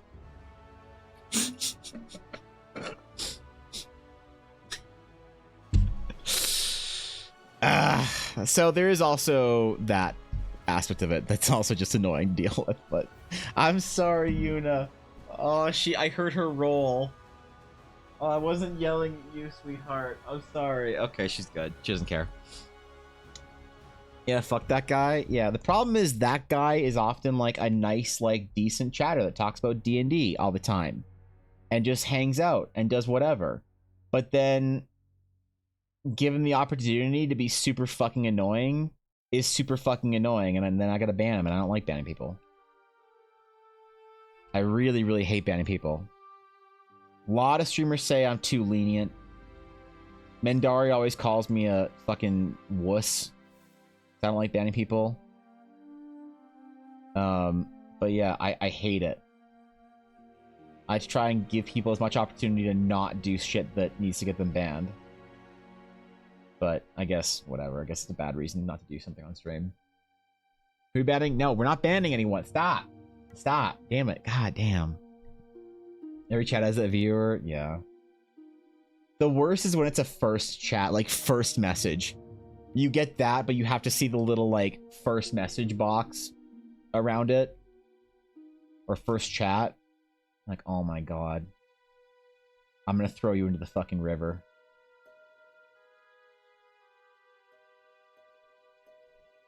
What's weird is when I first started streaming and I was a much smaller artist, I would get people coming in to my chat trying to help me, like, fix my art all the time. Now, to be fair, I have gotten a lot better than when I first started streaming. A lot better.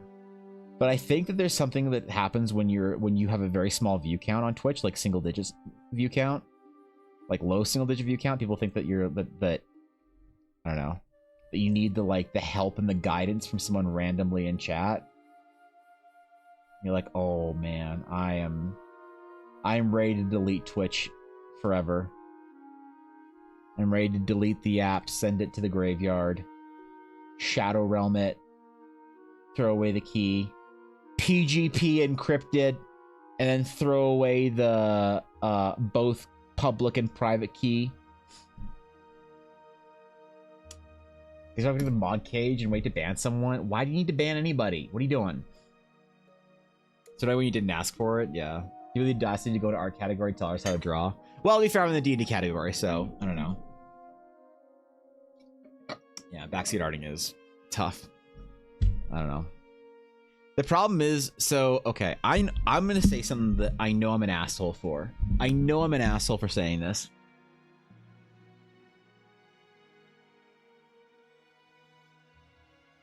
Maybe I shouldn't say it. No, whatever. I have a hard time accepting criticism, technical criticism, from people that I don't know are actually good at what they're doing, or good at what they say that they're giving criticism on. I have a hard time accepting it because I used to accept it. I used to accept criticism from everybody, and I try to introduce and include like opinions from everyone. But at a certain point in time, I sort of had this like realization that I had been led astray too many times. That it's like, if somebody comes in and I'm like, I know this is a really good artist, I know what they know what they're talking about, I know that they have a lot of skill and a lot of capability, and they tell me that this or that thing is wrong and that I should fix this, it's like, sure, happy to listen. But if it's somebody that is like an artist, and I air quote mockingly, of course you're an artist, you can call yourself whatever you want, but an artist that's somebody that has been doodling for a year and a half and wants to seem like they're an authority, because a lot of people like to feel like they're an authority, and giving critical feedback is a way that people make themselves feel like an authority. And you see that a lot in art school with people, with students. Students are like, yes, well, I think that the proportionality of this piece is quite off, and I am very disappointed in you, Evan, for not exactly representing the quite right proportions of the female figure, for your figure implies that she is far too tall in the 6'5" range, and that seems just relatively unrealistic for, and you're like, okay, shut up. You're fucking worse than me. Like get bent.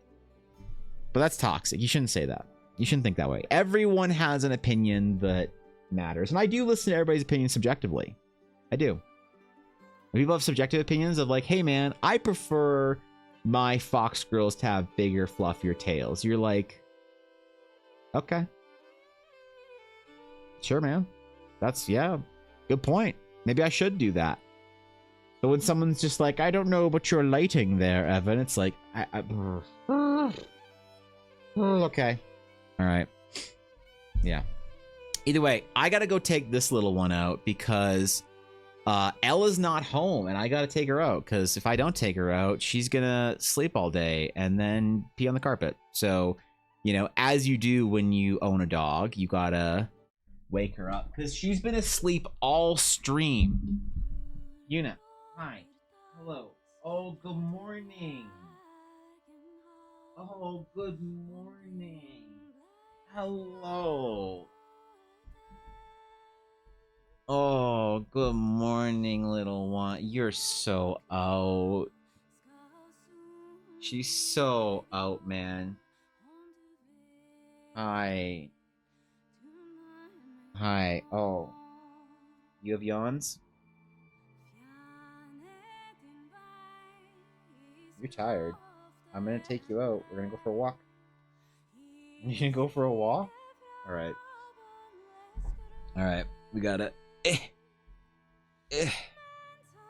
We gotta go. I gotta take her out.